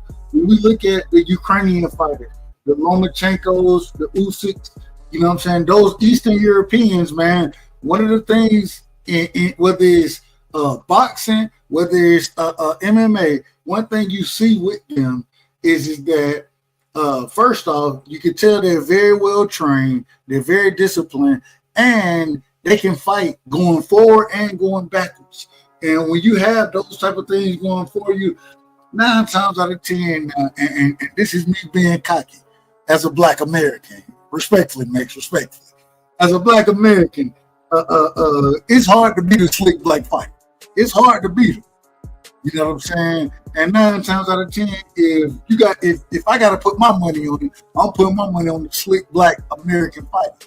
But at the same time, what I will say is that I've seen multiple times where that Eastern European style, it's a huge problem for most motherfuckers. It's a huge problem. If you look at Mexican style fighters, you know what I'm saying? Respectfully, Hispanic fighters. A lot of times they very come forward fighters. You know what I'm saying? If you look at Black American fighters, a lot of times what happens is they back-footed fighters. They can fight going backwards. When you look at them Eastern Europeans, one thing you get out of it, and whether they fight in Britain, wherever they fight in that, one thing you see is that they can fight going forward and they can fight going backwards. And they're very skilled fighter. And you give credit where credit is due.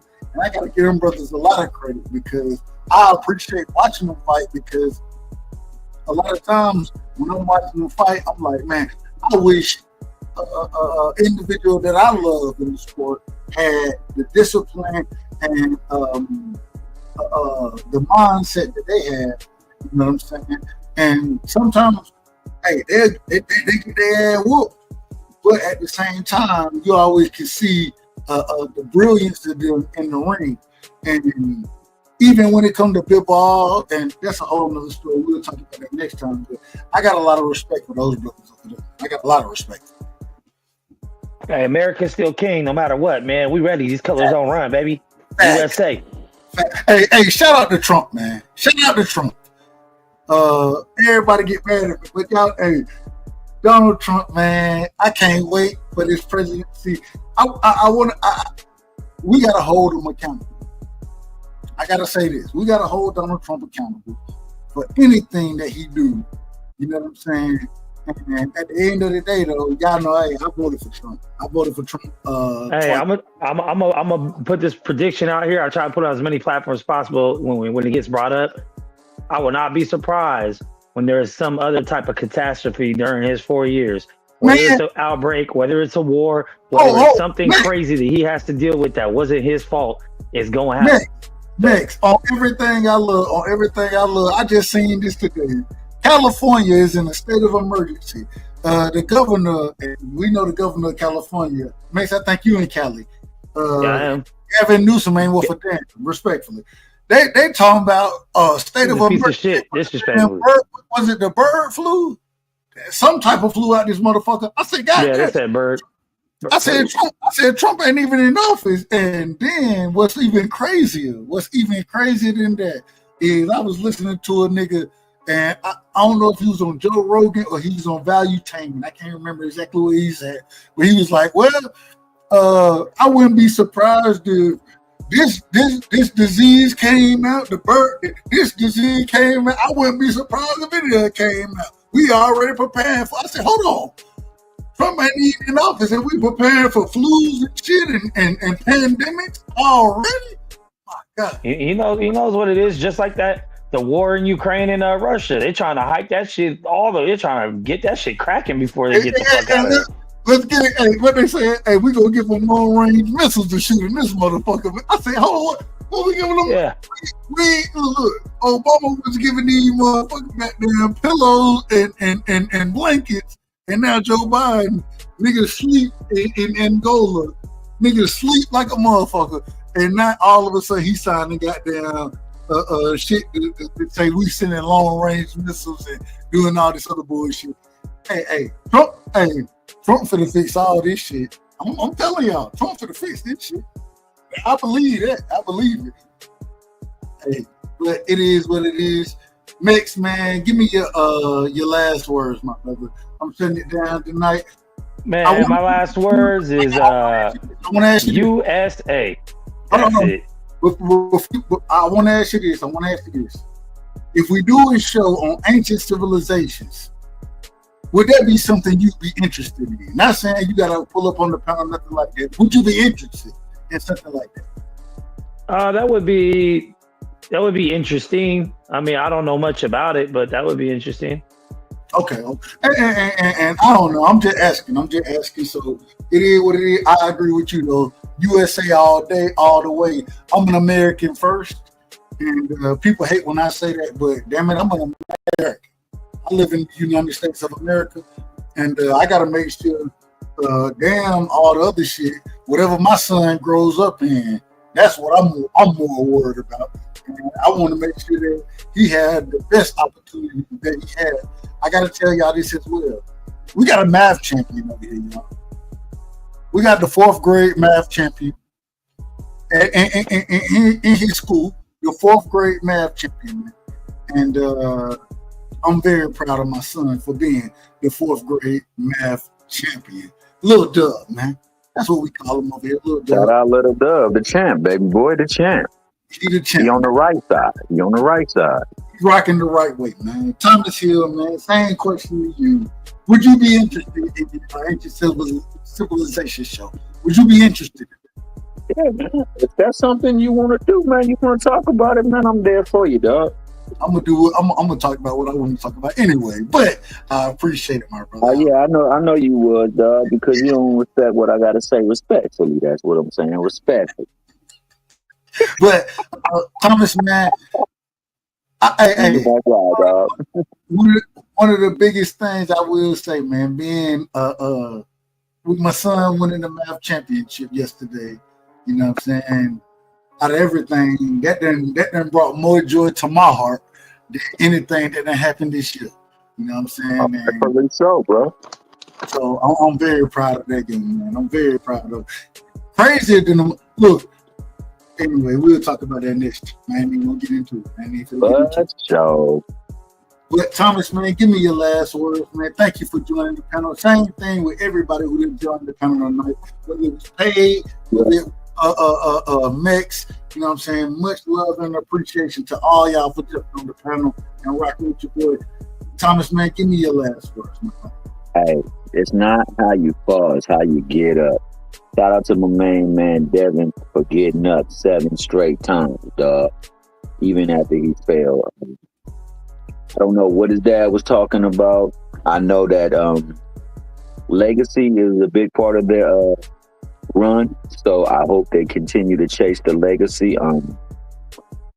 and dare to be great, man. Don't let that minor setback be a pitfall.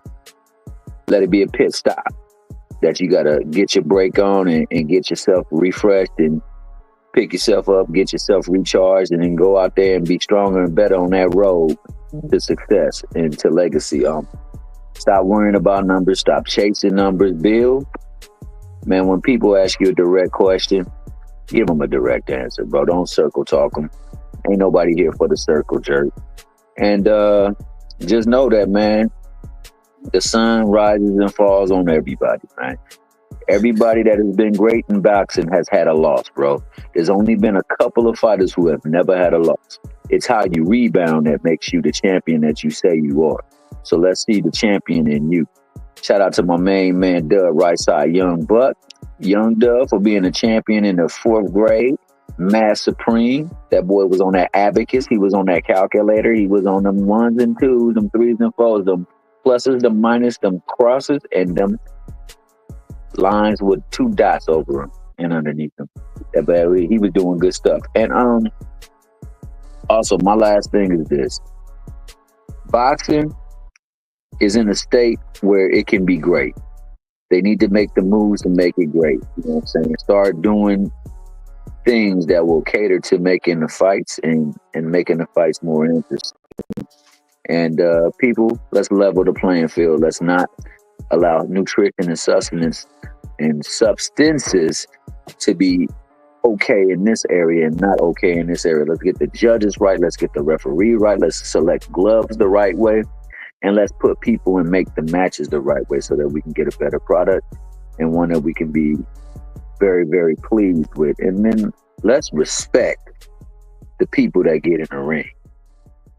Not one person that walked this earth didn't take no L, never looked back, never had a low point. So stop making fun of folks. Stop castrating folks. Stop doing things to folks to make them feel like they don't need to put their best foot forward, man, because, hey, we all fall down. That's how we get back up. And on that note, man, I'm going to turn it over to Doug, right side, Mr. Respectfully.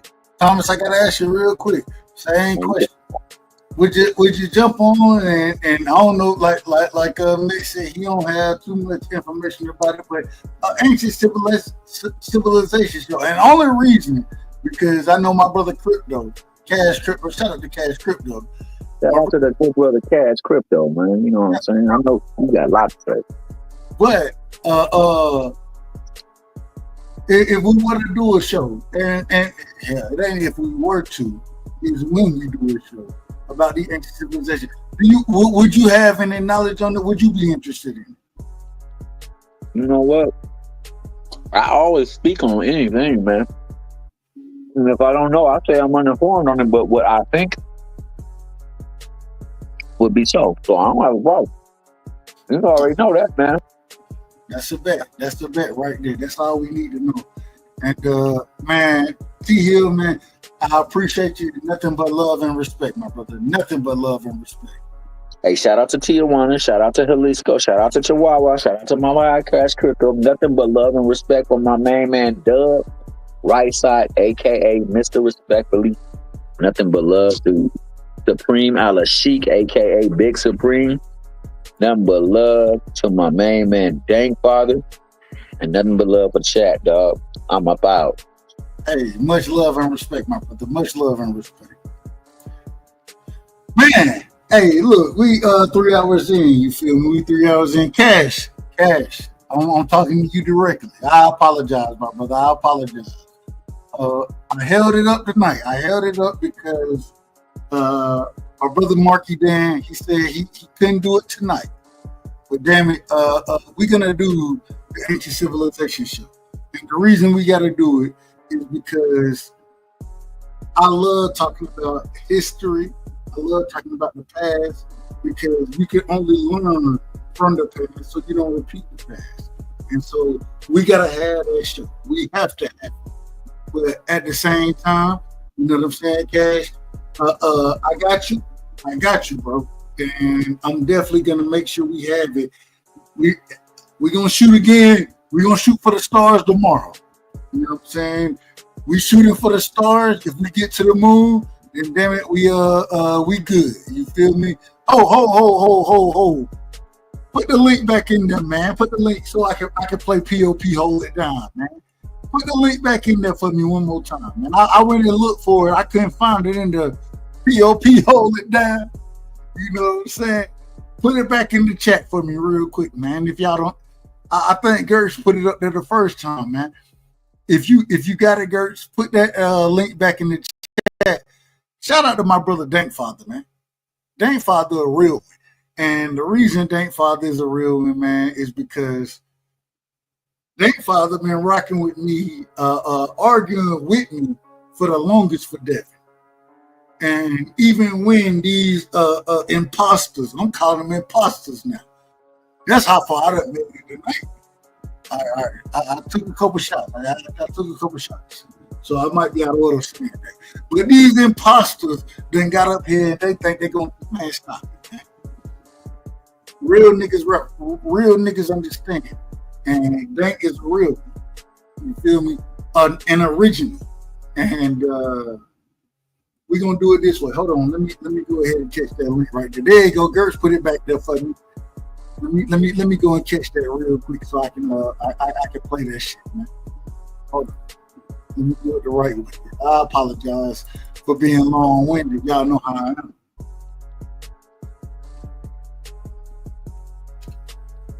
All right, here we go right here. Hold on. Here we go. Yeah. All right, here we go. We're pulling the link up now. We're pulling the link up. And I believe somebody said earlier that this sound like 2 Cent boxing. Now, I ain't gonna allow y'all to do that. I'm not gonna allow y'all to do that because 2 Cent, that's my sister, right? That's my sister. I got a lot of love for 2 Cent. A lot of love for her. And she keep it a buck. You know what I'm saying? 2 Cent keep it a buck, she keep it a bean. But we're gonna play the link. We're gonna play the clip real quick. Here we go. There you go, right there. Here we go. Let me do it the right way. Let me get everything teed up accordingly. Take that off of mute, and then let me do this right here. See, with this shit, when you present, oh damn, when you presenting shit, that should be different. I'm just be honest with y'all. That should be different. But I think I got it on lock right here. Let's see if we got it on lock. Let me turn the music off on this motherfucker. Let's turn this music off. Y'all tell me, hey, press 1, man. Press 1 if y'all hear this. 73-year-old victim then, or you? I don't know. Press 1 if y'all hear that, man. Shout out to Champ Side. If y'all not subscribed to Champ Side, man, y'all make sure y'all sub to Champ. I got a couple hoodies from Champ Side. I ain't even gonna lie to you. I rock with Champ Side, man. He an 88 baby like I'm an 88 baby. You know what I'm saying? So I got a lot of respect for him, but here we go. We're going to play it like this. 73-year-old victim then, or you? I don't know what happened. I just know what the police said. So you can't see it all? Huh? You can see though, right? I'm legally blind. I can see barely. I'm legally blind. I can see barely. Barely, but I'm an innocent bystander. Come on, Miss Good. You know what I'm saying? I ain't do nothing. I don't know what's going on. All I know is my side of the story. I can't tell no other story. I'm innocent. And Mama, I love you. Mama, I love you. P.O.P. Hold it down. P.O.P. Hold it down. Right, these are good pimp squad, baby, for life. 73-year-old victim then, or you? I don't know what happened. I just know what the police. Run it back one more time. They said that's 2 Cent. Shout out to 2 Cent boxing, man. 2 Cent boxing, a real one. A real motherfucker, man. I fuck with 2 Cent boxing, but it do. I will say it do kind of sound like 2 Cent. It do. But hey, we gonna play it one more time, man. One more time. He said. So you can't see it all? Huh? You can see though, right? I'm legally blind. I can see barely. Barely, but. That motherfucker said, I'm legally blind. I can see barely. I'm an innocent bystander. Come on, Miss Good. You know what I'm saying? I ain't do nothing. I don't know what's going on. All I know is my side of the story. I can't tell no other story. I'm innocent. And Mama, I love you. P.O.P. Hold it down. Frank D is all good. Pimp Squad, baby, for life. I don't know who Frank D is. I don't know who that is. I don't know who Frank D or Pimps. I don't know who they is. I don't know who P.O.P. is either. But damn it, she believed that shit. She believed the hell out of that one, man. Man, shout out to everybody in the chat. Shout out to all the day ones, man. Shout out to the real niggas in the chat, man. Much love and respect. And we're gonna do it again, man. We're gonna do it again. I got y'all. Hey, Pimp Squad, y'all hold it down, man. P.O.P. hold it down. Frank D. Shout out to Frank D, man. We don't know who Frank D is, but shout out to him, man. Shout out to Dank Father, man. Shout out to Cash Crypto in the building. You know what I'm saying? Shout out to Gertz acting a fool like this motherfucker, man. Shout out to Supreme in the building, man. Big Supreme. You know what I'm saying? Shout out to everybody who's on the panel. You know what I'm saying? Tommy Hill, man. Shout out to Mex. Shout out to Paid in Full. You know what I'm saying? Shout out to everybody who's on the panel tonight. Much love and respect. And we're going to do it again, man. I appreciate y'all. You know what I'm saying? If it weren't for y'all, it wouldn't be no me. And at the end of the day, I ain't need no big name, but hey, I'm Dub Right Side, man. It is what it is. Much love and respect. Bud Crawford is a fight fan. And he's a fight fighter. And his success is a way. Ain't no pressure when you built for this.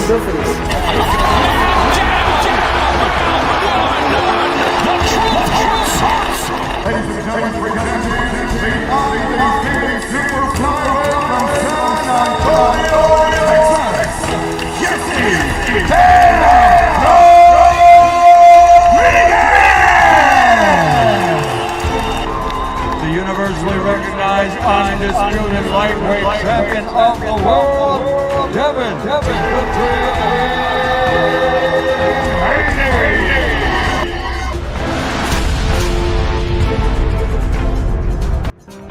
And so, my fellow Americans, ask not what your country can do for you. Ask what you can do for your country. And we shall overcome. Impromptu celebrations erupted outside the White House. The very word secrecy is repugnant in a free and open society.